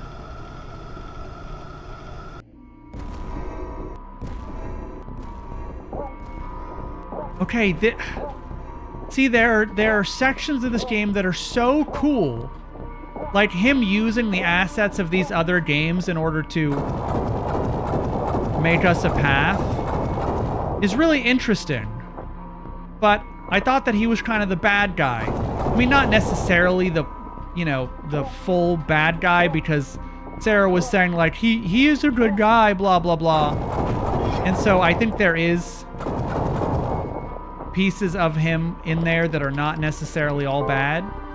Sorry about the enemies. We're nearly there. Yeah, it's possible we don't know the full story. I mean, I think he murdered Sarah, but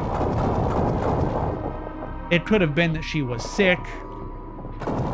It could have... There's a lot of things that it could have been. Oh, I fell.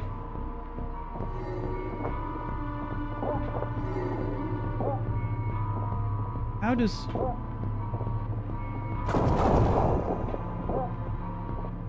Wait, bring it back.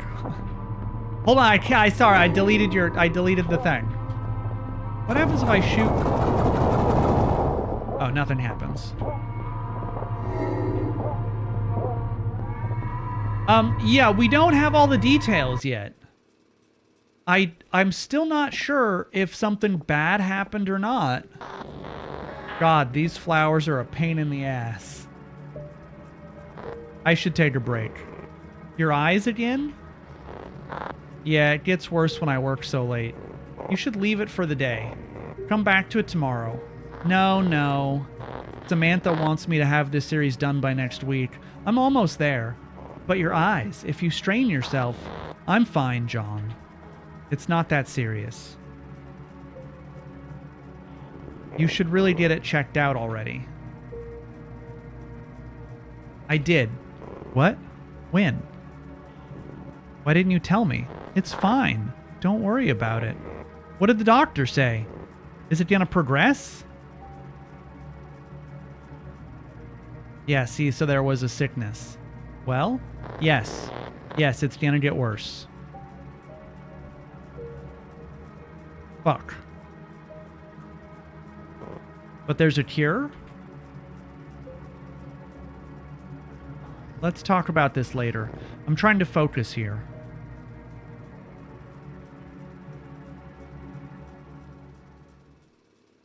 One of the first things she said when we talked to her was, I can see again. What was that? When you picked up the stone. It somehow took complete control of the engine. Such raw power. I've never been able to control it like that. By the way, what you saw there, those are my memories. They're private. It's not your business. You're an intruder, understood? Okay, good. The next stone isn't far.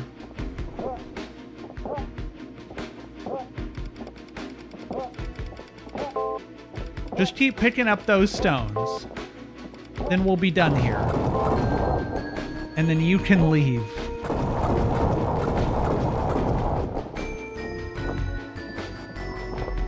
Alright, I do like this. It's so bizarre. Extracting mindfriend.exe. Oh! Hello, my name is Mindfriend. Wait, Mindfriend, what are you doing? I think this intruder's trying to steal your gems. Don't worry, I'll take it from here. Oh, oh, he's dropping mines. I saw them logging into your account. At first I thought it was you. But then they started using all of your tools. It's okay, I got it under control. Kicked player Mindfriend. How did you get access to my tools? The stuff is dangerous if you don't know what you're doing.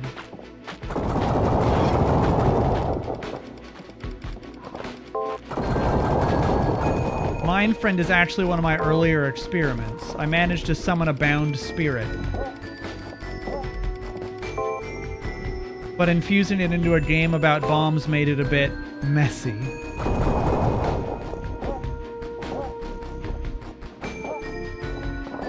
Oh wait, that's where we had just gone.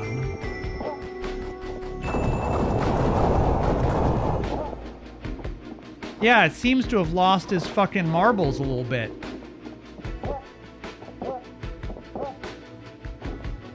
Demon. What he means is he summoned a digital demon. This soundtrack, at least for this area, sounds almost like a Danganronpa soundtrack.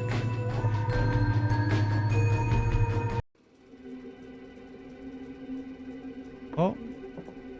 Oh, we're at the lake. This is the fishing game. Oh, right. There was a person named Nina. And there are hands in the water like someone drowned.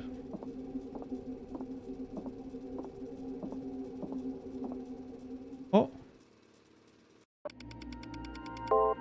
What was that? It can't be. What can't be? That's not my memory. I was never there. I never saw it happen. What did you do? Whose memories did you infuse? My memories, John. Oh, Sarah on the mic. When the player put those stones in, it took a part of me this time. Sarah! You can talk? I can't believe it. You wonderful, wonderful person. You figured it out. Oh, now he's on my side. All these years. It's good to hear you, John. It's been a long time. This is incredible. We have so much to talk about. So much I wanted to say. So much left unsaid. I'm so sorry for everything that happened. John, I don't think she wants to talk to you. Oh, she's about to tell him it's all right. Sarah, why don't you tell him how you really feel? I bet. So what I think is going to happen from here is that Sarah's going to say to John, we need to end this. We can't be stuck here forever. We need to let him, destroy the stones, destroy the program, whatever. And John's going to say, no, this is the first time I'm able to talk to you in so many, I need you. We can't do that. And she's going to, either fight him or convince him to destroy everything. And it's going to be like a big deal. I know, it wasn't your fault. What happened is not important. But we need to talk. Of course. Yes. Let's talk. But first, the player just has to pick up the last stone. Then we can go back to normal. Normal? Look at me. Look at this play. John, she's a record? John, she's a record. This is normal to you? We have to stop all of this. The player's going to pick up the last stone, and then we're going to end this. See what I said? And then he's going to be like, no, we can't do that. What? Sorry, no, I built all of this for you.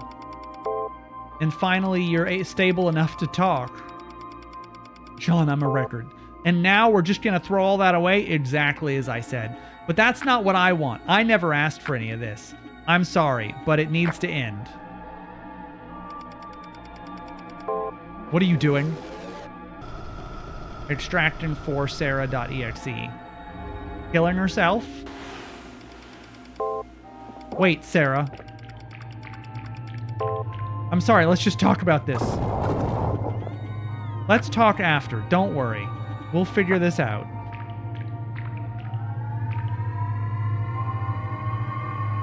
I'm just not sure I'm up to date on the whole thing. Well, this is it.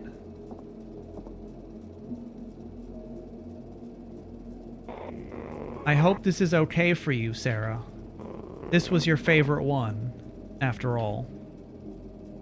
So she died. God, please make this work.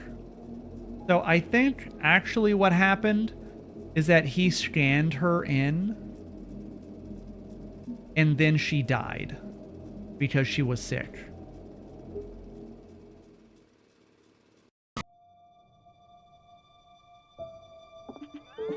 John, whoa, what happened to you? What have you become? This isn't you. But I got so close.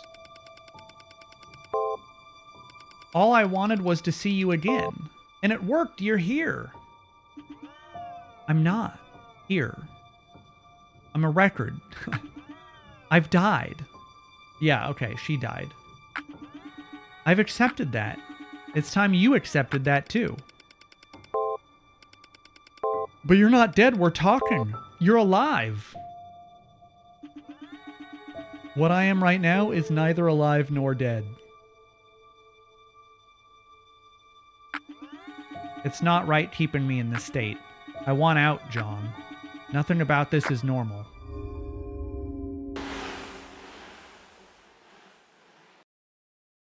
With her poor vision, we saw her accidentally walk off the pier into the lake and died.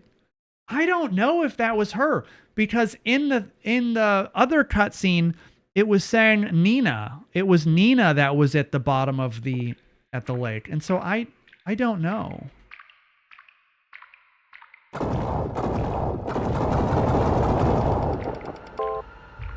You shouldn't be here.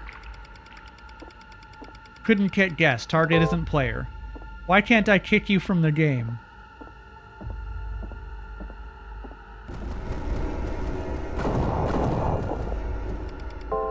Oh, that's really cool. He tried to stop this. Just let me do this, John. It's for the best. No, you can't do this to me. But you're doing this to me. Is anything I'm saying getting through to you? I want out. It's time to end it. Press X to confirm removal of core sigil host. This action cannot be undone. Data may be lost. X.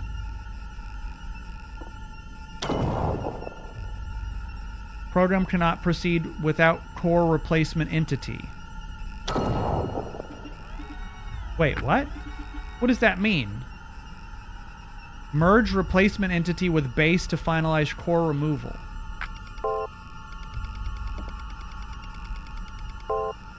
Is this really what you want, Sarah?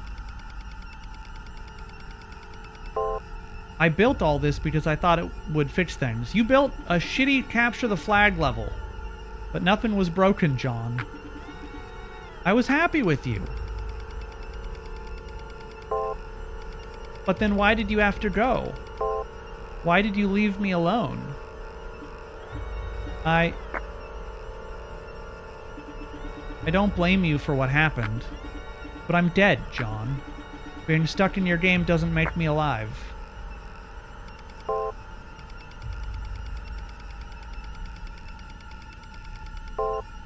The system cannot dispose of your soul without a replacement.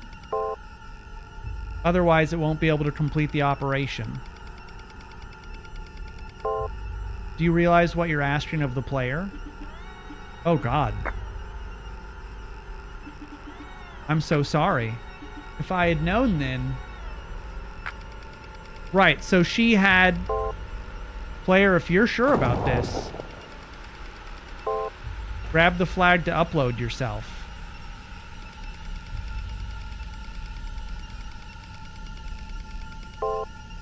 But if you go through here, you'll be back at your computer, and you can forget all about this.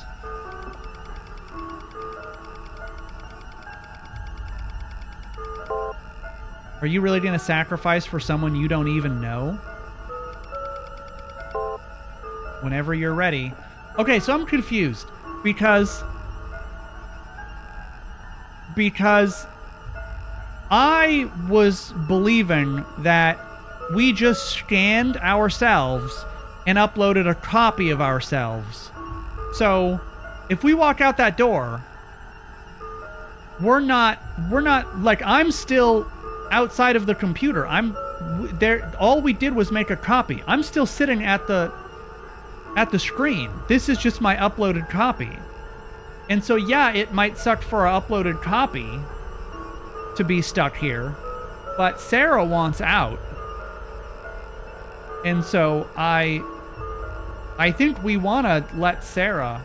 You don't think we're a copy? I'm pretty sure we died. I thought we were just a copy. I mean, in the case that we really did die... If the case is that we really did just die, that was a lot of blood. Do we want to free Sarah?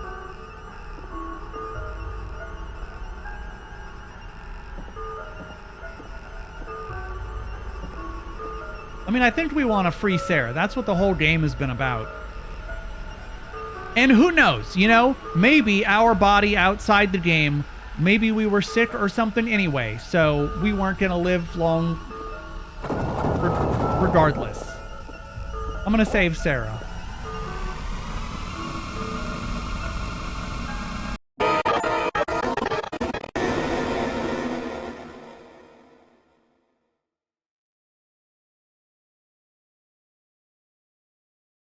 I don't know these people. Oh, that's it. There's nothing else that happens?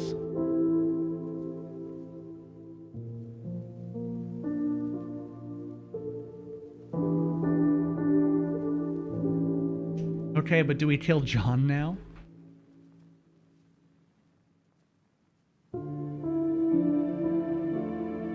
So we're turbo dead? Well, our body, I believe, is dead.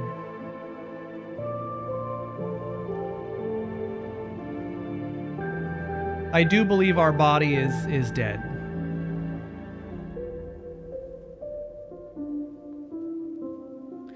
I kind of want to walk through the other door just to see if there's an ending that changes anything. We're about to have ads as well.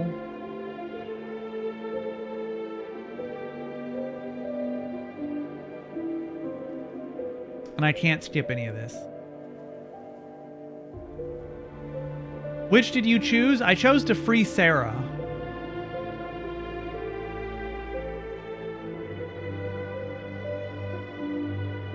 Yeah, it kind of is like the ending to Portal, right? Big success.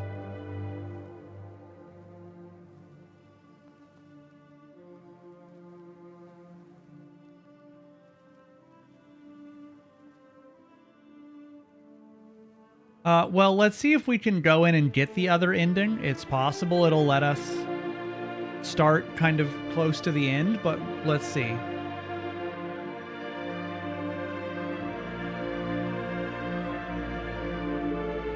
We have a new temporary job, a bank teller that steals checks. Chat, you could be a thief. You could be a bank teller that steals checks.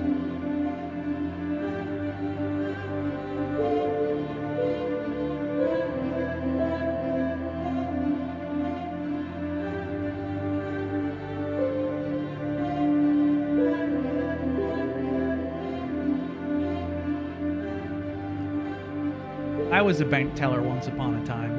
Did you enjoy being a bank teller? Yeah, the soundtrack's been great. Also, if you were gonna steal checks, Like, working at the bank you're stealing checks, I don't think is a great idea.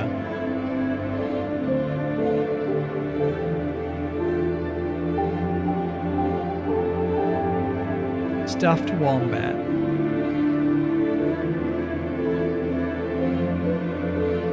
These are all the playtesters they had. Well, shit. The ad started, but we're already doing it. The music gets sometimes very loud.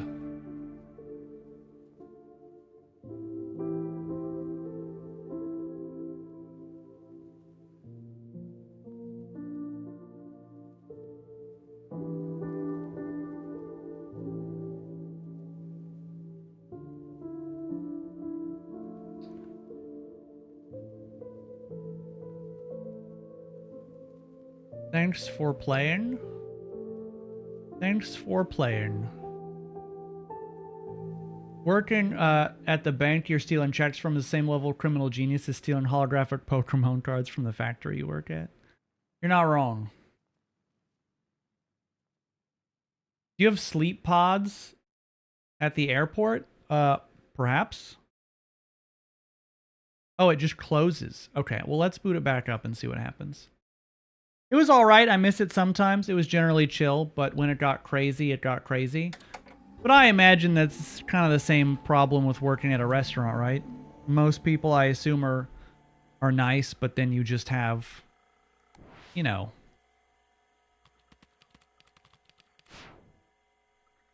But then when it gets really bad, it's really bad. Oh, so this set us...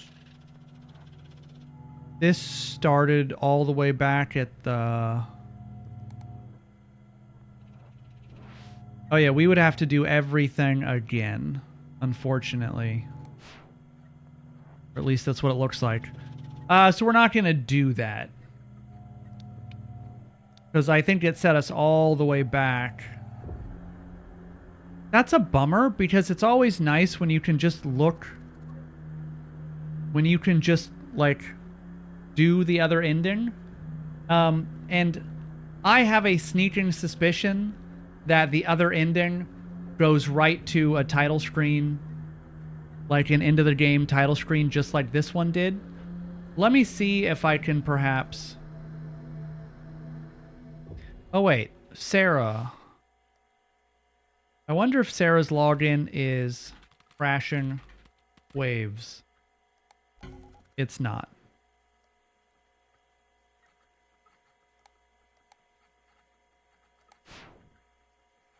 Yeah, I don't suspect that the other ending is going to be... Okay, let me look at the achievements. Hold on. You can go on a date with Mindfriend, which is funny. Win a round of Mindfriend without cheating. Create a lobby for all your friends. Combine Mindfriend with every game. Log on to John's desktop before logging onto the guest account. Achieve a perfect score in Sarah's studio. Find the hidden graffiti in CTF beta. Beat John's high score in Mindfriend without cheating. Let me see on the community page.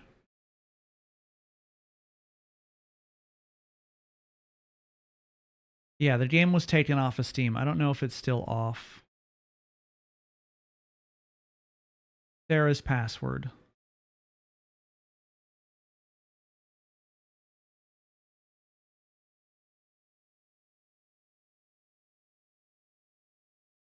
Is her password Rot13?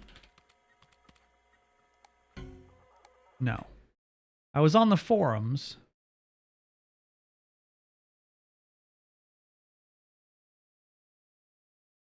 Is her password that whole thing? Nina? Not Nina.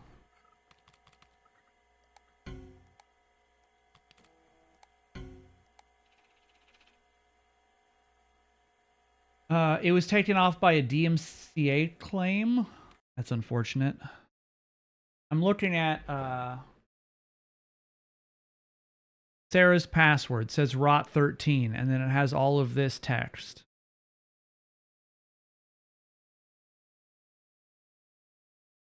Oh, you have to do the, I see.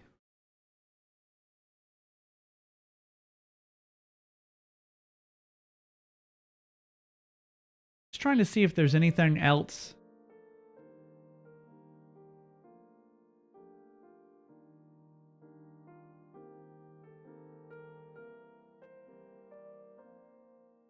Oh, apparently there's a bunch of ARG stuff. Is there another ending? I played the finale twice to see what both choices lead to and was disappointed to find there not being any difference in the ending. Ugh. The main reasons I think there could be another ending. The achievement tied to completing the game is called The End ? I should also note that I found a boot option screen when starting the game by pressing F2.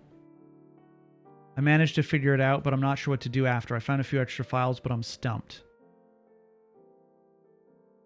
There's 2 extra files revealed by messing with the bio screen secret. And there are 2 stabilized files in John's game.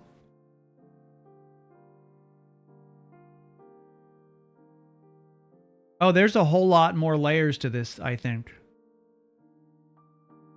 But it may just be like Easter egg things.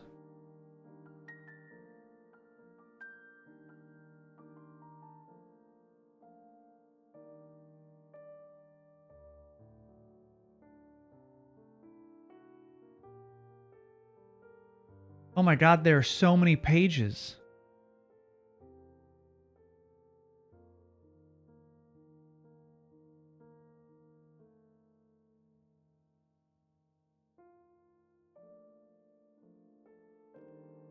Oh my god, there is like, they're still trying to decode everything.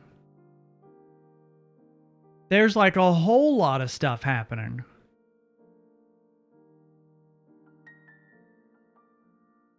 Okay. Okay. So there are people still trying to work things out.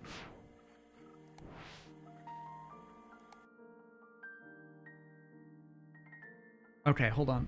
There was quite the loud noise. I will be right back. We'll take a quick break.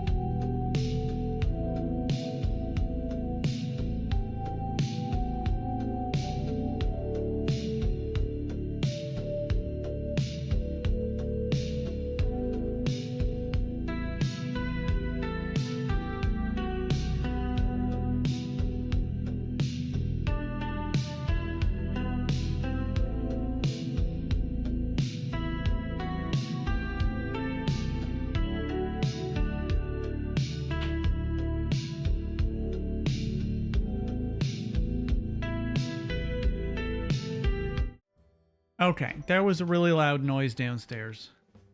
The cat knocked over like a plastic bin container thing.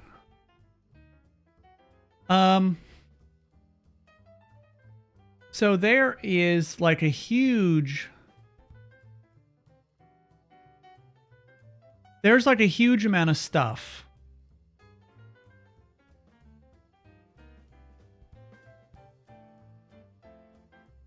Yeah, there's like a huge amount of extra stuff going on with this game. It seems like it's not only the game itself, but there's a whole ARG where you have to go outside of the game to different web links. You have to do stuff in the game. So there is the layer that we did where it's just you play through the game, etc. And then there's this extra layer where there's all these additional like features. So supposedly if you press F2 when you're booting up the game, you can do like a BIOS thing. Which, by the way, is really cool. Yeah, there's a whole like other layer to it. It's kind of like Shipwreck 64, really. Oh yeah, look at that. Yeah, look at that. So there's this whole other thing.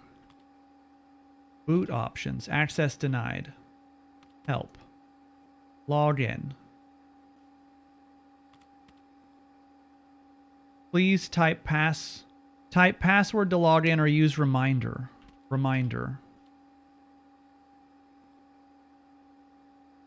Oh, that's interesting. H. H. You want me to press H? You want me to press H?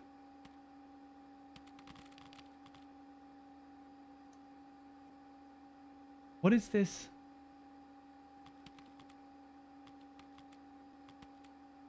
Do I have to press capital H when it selects it?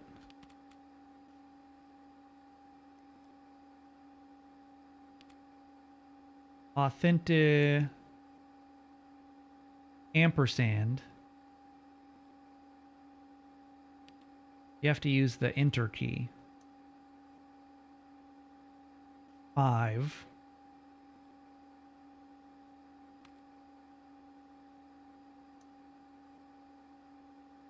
Lowercase h.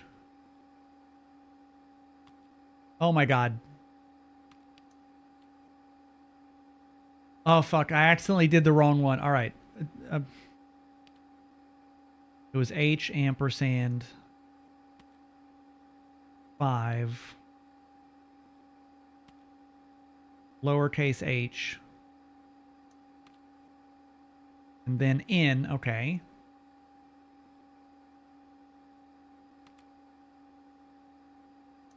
Lowercase t. 4.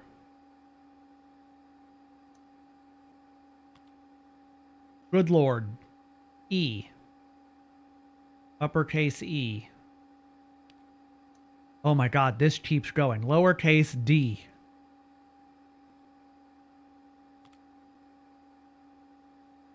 H and 5 H N T 4 E D.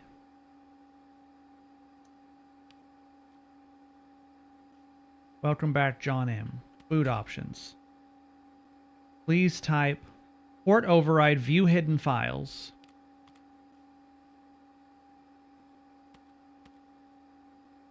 Use on or off. On.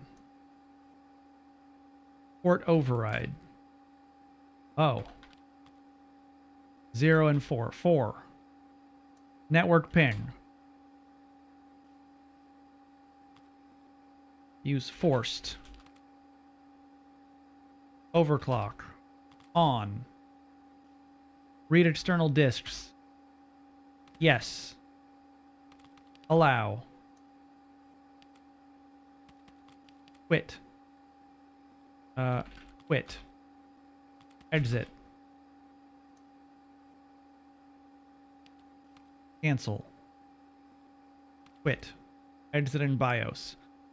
Okay, well I'm curious because we just did all that. I mean, I'm not gonna go super deep into this because other people have made it way further, and there's a million layers to this. But I do just want to look at what it looks like now that we did that, like if we get back into the game. Log on, John.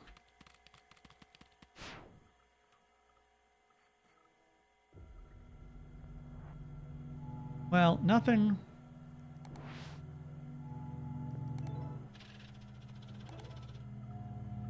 Oh, look at that. There is a file here. Sigil stabilize. So that's a hidden file.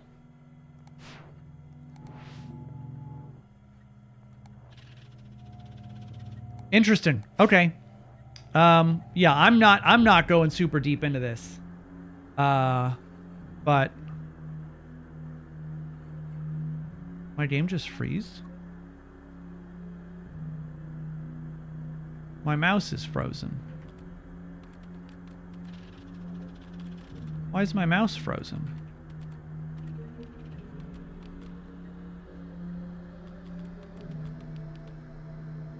Okay, I'm not sure what just happened, but my mouse no longer moves. It's haunted, I guess.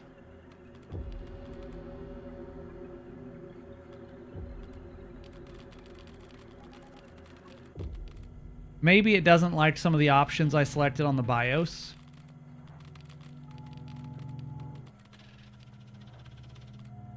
Okay, well.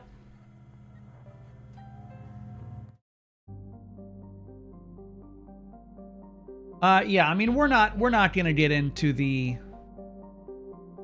Oh no, my mouse is just dead? Oh my god, my mouse died.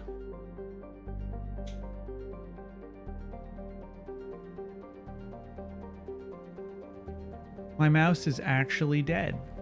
That's why.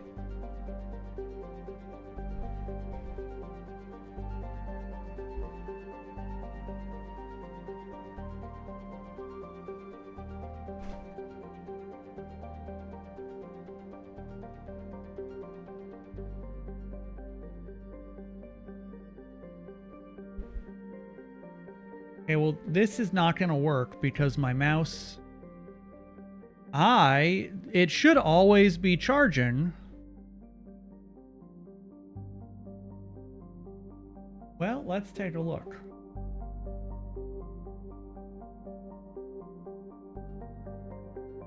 Oh yeah, my mouse died. It has 3% battery. So my mouse setup, it sits on what's called a power play mat. And so it has, it's always wirelessly charging. And I've only had it die once before. But apparently it just died. And so I have it plugged in now. Okay, so... I'm not going to be able to play anything that requires a great deal of movement because my mouse is now limited to where it can be. So...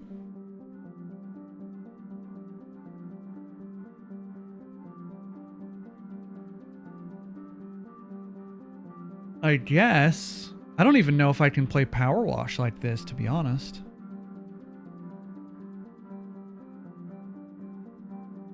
Well, all I gotta do is move my mouse left and right for Powerwash. I do think it'll work. And maybe I can charge it enough? Let's see. So my mouse can only move... My mouse is now in the very corner of my desk. And all I can do is kind of move it left, right. I don't have a backup. No, because I don't... This has never been a problem.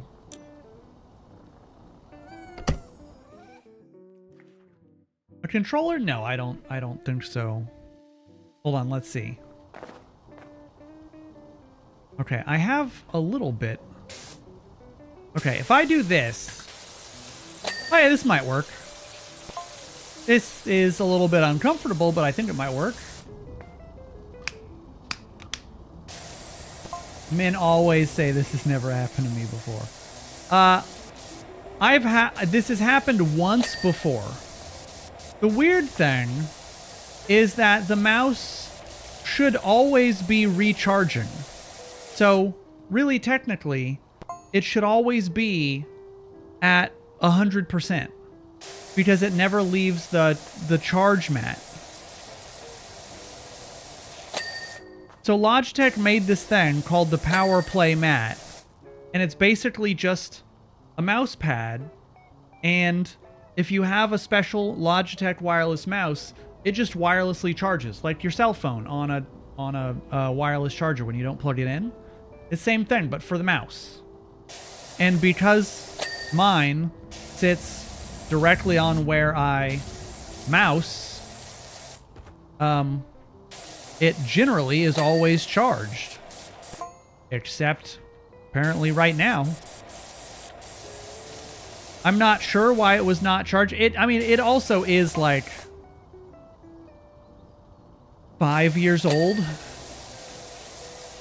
Maybe 6 years old. So it may just not be, charging like it once was. Not really holding a charge. The weird thing to me is that you don't have another mouse. So, I mean, I have like a Logitech G something. Like a corded mouse for my work laptop that I would use. But that's like for my work laptop. I've never really had a problem with my wireless one. So, like, if the question is, do you have other mice in the house? Yeah, I have many other mice in the house. But they're all wired and they're in boxes, or they're hooked up to my work PC in like I mean, it's hooked up to my workstation, to my work dock, and I just would rather not like pull it all apart. Yeah, because I know it's probably not going to make any sense, but my mouse is, for the workstation, it's like zip tied and attached to the desk and the dock thing. It's not like an easy just unplug it and move it over. That's all. Yeah, it's because the cord is very long. And again, I've never had a problem to where I needed to... I never had a problem to where I needed to move it anywhere. Anyway, this is working. Listen, it's not a great solution. It's not an elegant solution, but it is working.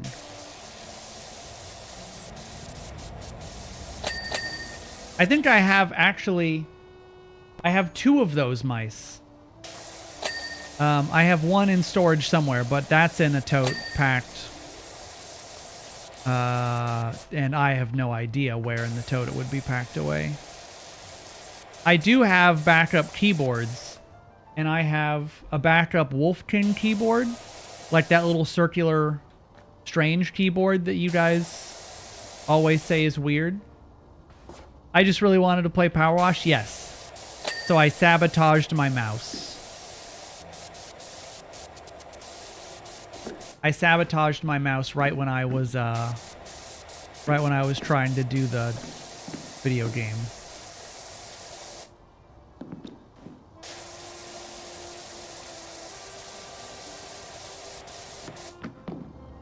Man.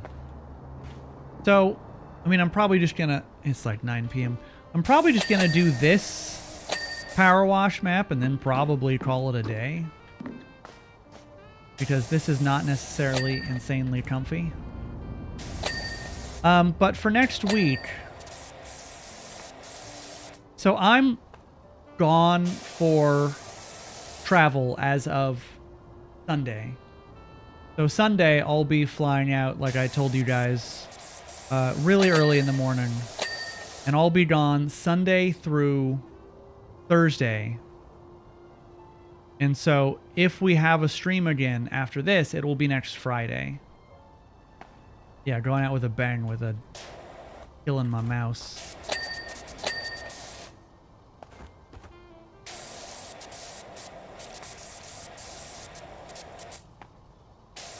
Like, again, if it were up to me, I wouldn't travel. Because I don't want to travel. I like being at home. All my stuff is at home. The home is comfy. I like the place where all my stuff is.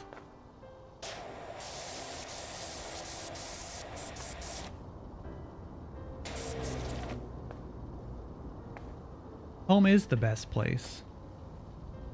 You know, there are some people that, you know, love to go on adventures all the time. They need to be out of the house all the time. I like a casual adventure from time to time.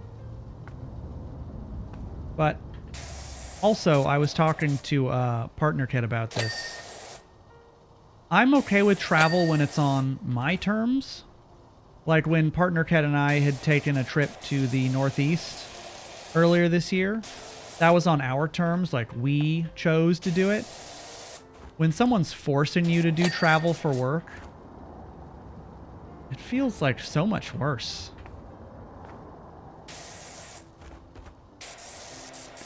Like, I don't want to I want to do that. Now that you told me to do it, I don't want to do it. I only wanted to do it if I was deciding I wanted to do it. You've been traveling a lot for work and you love it? I mean, I know that you've talked about just being exhausted a lot of the time, but I think you also probably travel a lot better than I do. I think if I could not have, like, especially plane anxiety or just travel anxiety in general, I probably wouldn't mind. And I'd probably be kind of stoked to do, you know, various kinds of travel and stuff, but too much anxiety. How's Powerwash going? Well, my mouse died, and so I have to keep my arm in, like, the very corner of the desk. And so it's not great, but it is working.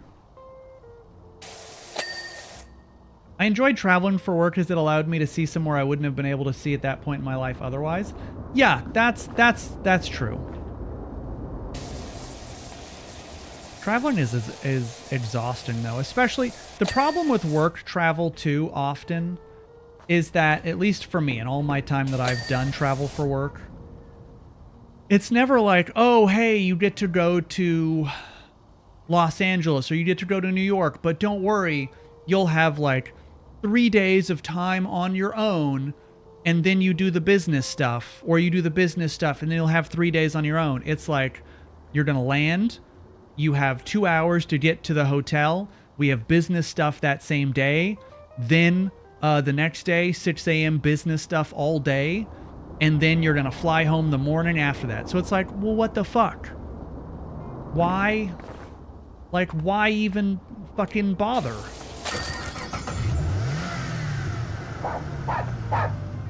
The car just barked. And so, yeah, that's kind of the downside of, like, work travel, right? You just don't have any time to do things for yourself or things you might want to do. So it's never like, oh, you get to go somewhere fun and you'll get to really see a city that you've never been to. When I had to travel for work at my previous job two jobs ago, like, one of the big trips we did was to Europe, and we went to Manchester. But there was no time. It was like land, next day, on the job, like doing stuff for a couple of days, fly to a different part of the country, do more work stuff. As soon as we were done there, taxi back to the airport, fly back to the first place, do more work there, fly home the next day. And it's like, well, fuck, that sucks. That's not fun at all. And yeah, like, you have to have your work laptop with you. You have to have your cell phone. You have to be available for calls. Like, no part of it is nice travel. Club, another club, no sleep, next place. Yeah. And so it's exhausting. At least, like, with this trip, I fly in Sunday, and I'm going to be there way early, at like 8 a.m. Sunday in Phoenix. And then I think I have most of the day to myself, which is going to be straight to the hotel and napping because I'm going to be running on, like, no sleep. And I think we have a dinner Sunday. And then Monday, Tuesday, Wednesday is like 7 a.m. to 7 p.m. of meetings, and then, like, breakout groups for activity stuff, and then dinners, and then they have, like, mixers because they want to have, like, hey, we're going to have an open bar, and we just want everyone to get to know each other and hang out and relax and have a good time. And I'm like, just, like, can I just do the meetings and go back to the hotel room? Like, I don't... What's the point of all this? So my company was bought out, like, last year at some point, and they merged. And so they got rid of a lot of the people that I worked with when they merged, because the other company was much bigger. But they did these, they call them summits. They would do these probably twice a year because they have a lot of different teams. And so they get the various teams together. They said like they do it twice a year or so. And so this is one of those times where they're getting everyone together. And from what I have heard, they party pretty hard. And so for a lot of the managers and other people, and I guess just a lot of the people who live like in the middle of nowhere, because it's a very remote company. So for the people who like, you know, live in Iowa and all these places that are kind of like, that's not a lot to do there. For them, they're stoked. They get to fly out, open bars the entire day, whether it's like lunch or dinner. Like all the food is paid for and catered for, and they've been working with their coworkers for, you know, possibly 20 years, and so they get to see everyone and like blah blah blah blah blah blah blah. And so like for a lot of people at my company, it's like a lot of fun. They're looking forward to it. I'm like, it could have been a Zoom meeting. Like we could have done all it, but they're all about like getting together and face to face, whatever. It's a good job. So like at the end of the day, it's more important for me just to keep the job and to show up and to play nice and all that, so I can be like, hey, I'm a member of the team, you know, blah blah blah.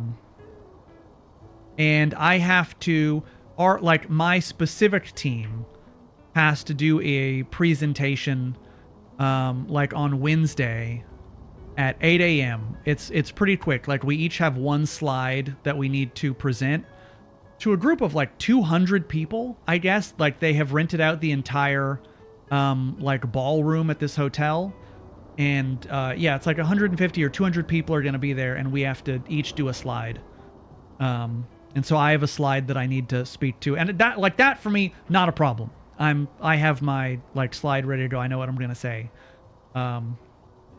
We did a run through of like, you know, the bosses were like, we want to hear how you're going to do your slide. And man, my team was like fumbling through, reading directly off the slides.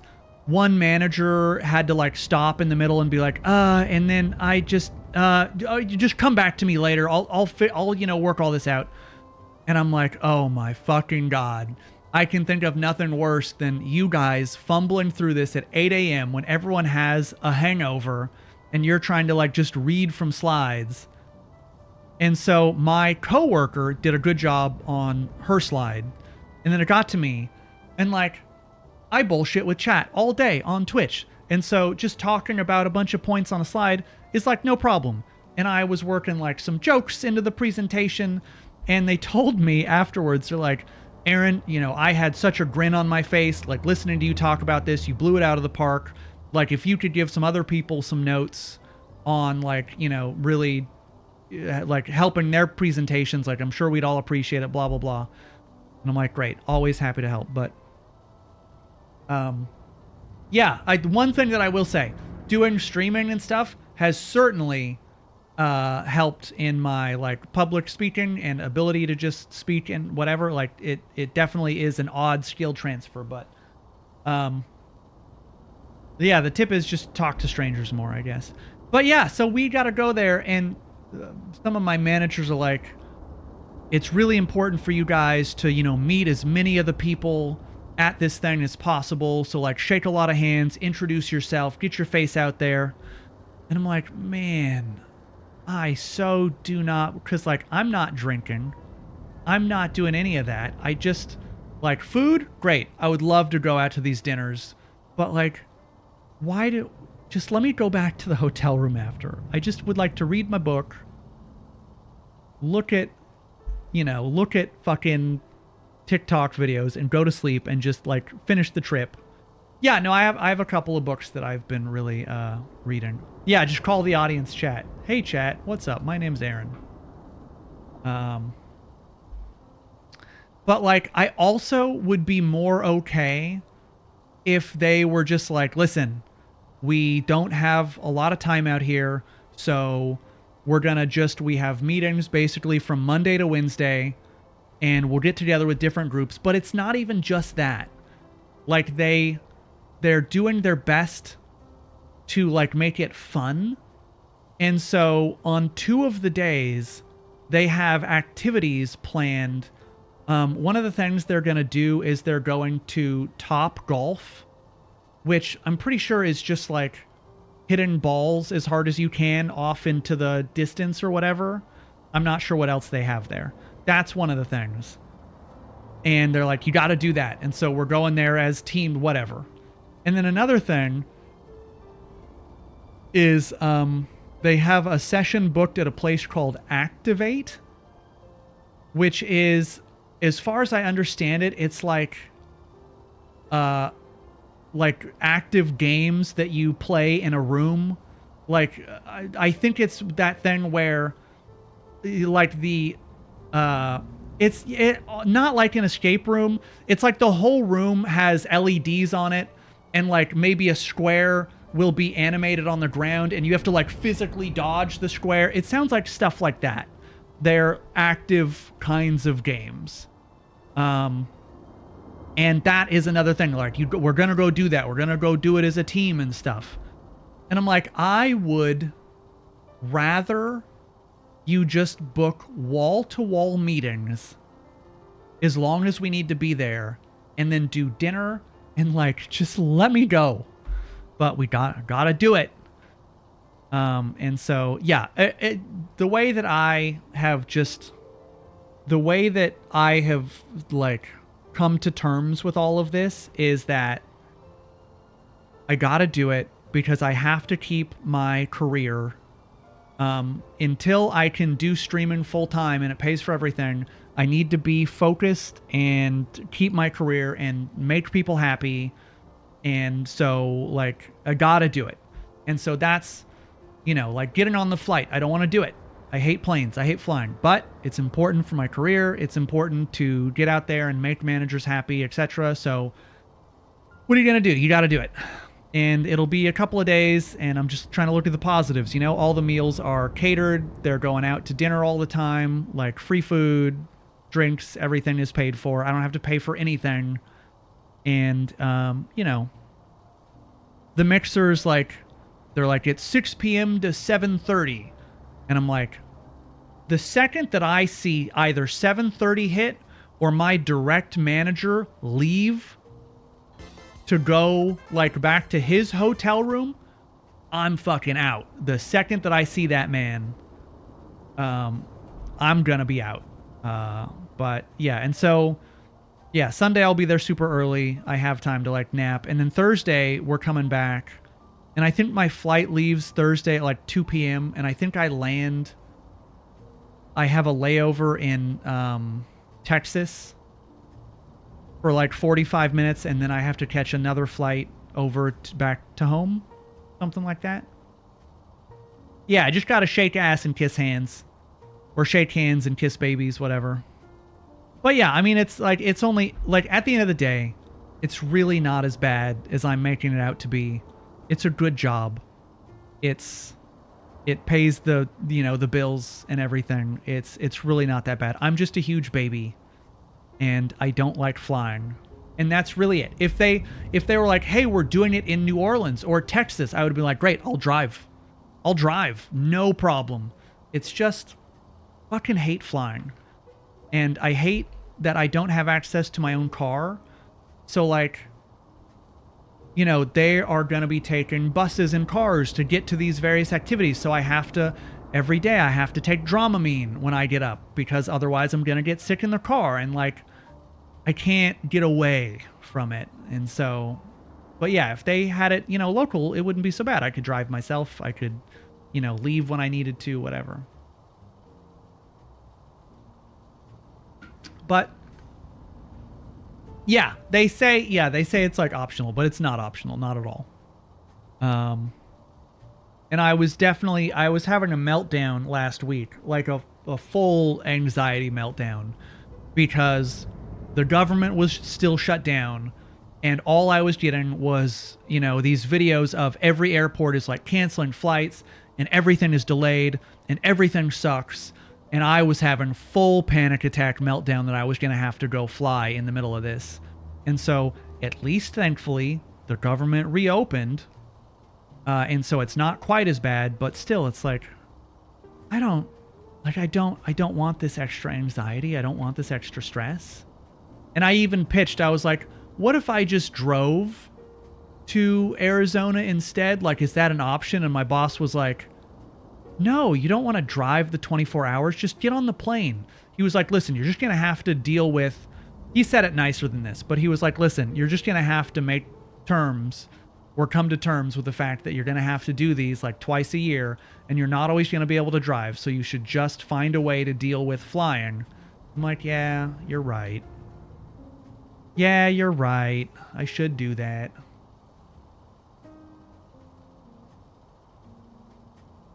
But I also tend to believe like the worst case scenario. And so in my head, I'm thinking like, oh, I'm going to be stuck out there at a mixer until 10 p.m. every night. And I'm going to like be exhausted from, you know, going to the outings, and I'm going to get sick and blah. And probably none of that is going to happen. It's probably actually going to be fun doing the lunches and getting to meet all the team that I've never met before, and it's probably going to be great. But in my head, it's always the worst case scenario. Do you have any of that super medicine that helped last time? Yes, I do. So my partner happened to go to the ER some months ago for like a stomach bug, and they gave my partner Zofran, or the generic for Zofran, and so Partner Cat still had some, which means Sonocat still has some. So when I fly, I'm going to Zofran, because Zofran means that that plane could do fucking donuts, and I would be like, that's fine. Like, on Zofran, you don't get sick. It just doesn't, you don't get sick. It doesn't happen. Because Zofran is the medication that they give cancer patients to deal with nausea. So, like, you're gonna be fine. And I took Zofran. A friend had some when we went to Maine, because we had to take a boat out to this island for a wedding. And I got so sick on that boat. I didn't throw up, but I was like, someone could have whispered the word food to me, and I was gonna throw up. But someone had Zofran, and they're like, yeah, you should take this. And like 10 minutes after I took that Zofran, I ate fucking lobster rolls. I felt so good. Zofran is awesome. So yeah, getting a permanent prescription for Zofran is in my future, but I already have some for the trip. So that's at least like one thing that my anxiety now I don't have to worry about, because I know that no matter what, I at least don't have to worry about getting sick on the flight. So all I have to worry about are the engines falling off, bird strike, pilots for some reason wanting to commit suicide, the plane falling to pieces in the air, water landings for some reason over land, someone blowing up the plane. But at least I don't have to worry about getting sick. Like, other than that, a goblin on the wing. All I have to worry about is like really snakes. Yeah. There's something on the wing. Yeah, all very likely that. Yeah, but that's the problem, right? Is no matter what, I'm gonna like have my headphones in, listening to music, and the plane is gonna go like a bump, and I'm like, what? Every time. Yeah, air travel's so safe, and it's great. And honestly, there are little moments when I go. When I travel by air, there are moments where I'm like, oh, this is so cool. Like the miracle of flight. Like you look out the window and you can see everything, you know? It's incredible, and it's beautiful, and it's gorgeous, especially if you're flying above, you know, really, really interesting landscapes and mountains and stuff, you know? And there are moments that I can see that, but when that plane's getting ready to take off, there's no happiness. I'm sitting there like gripping the armrests, and then it's always the same. Like you hear the engine suddenly, you know, and then you get pushed into the seat and you go up, and it usually turns super hard, and I'm like, oh God, I don't feel good. But then like you get up into the air and they're like, hey, we're going to serve you fucking alcohol or drinks now if you want. And I'm like, right, okay, everything is fine. but it's just, I can never get out of the loop of just anxiety about flying. And so it just is a constant. And I don't know that I will ever be able to get out of it. It's possible that that if I took trazodone or lorazepam or Xanax or something, it's totally possible that those would just solve all of my anxiety woes or whatever. But I don't like the idea of being on them if I don't have to, and so there may come a day where I just have to. But that day is not quite yet.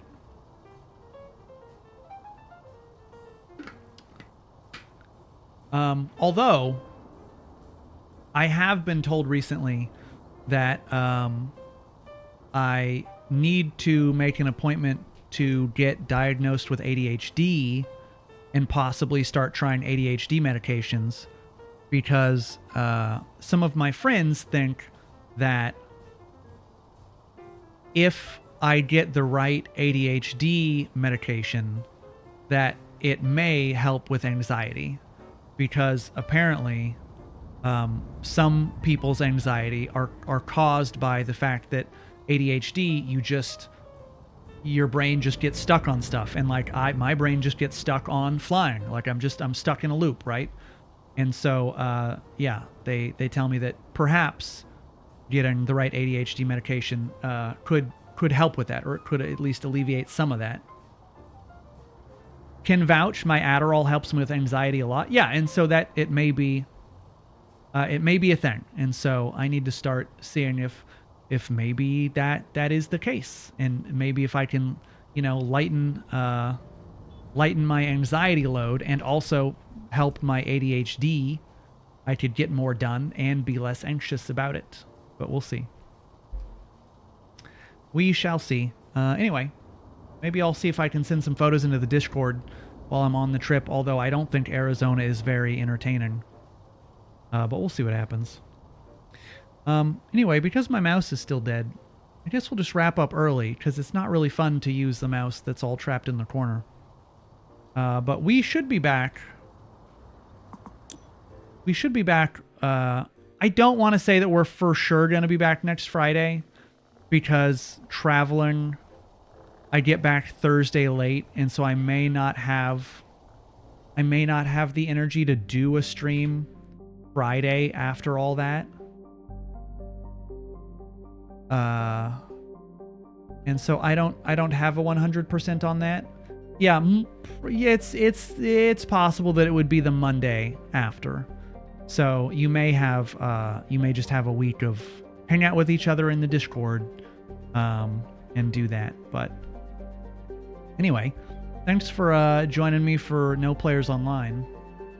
If you're at all curious, they're talking about it in the Discord, and they have a whole Google Doc about the the next levels of No Players Online. So if you want to read all that, I'm sure it's interesting. But yeah, I will be back again, at least next Thursday. We'll see about doing a stream Friday.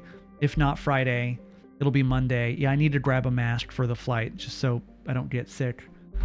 Teddy Bear, welcome to the 37, and Southpaw the 18. That's a new sub badge. Yeah, that's it. I will let you guys know what goes on in the Discord if you're there, if you want updates. And then I will see you guys in about a week. That's it. Have a good night. Have a good weekend. Be safe. And I'll see you then.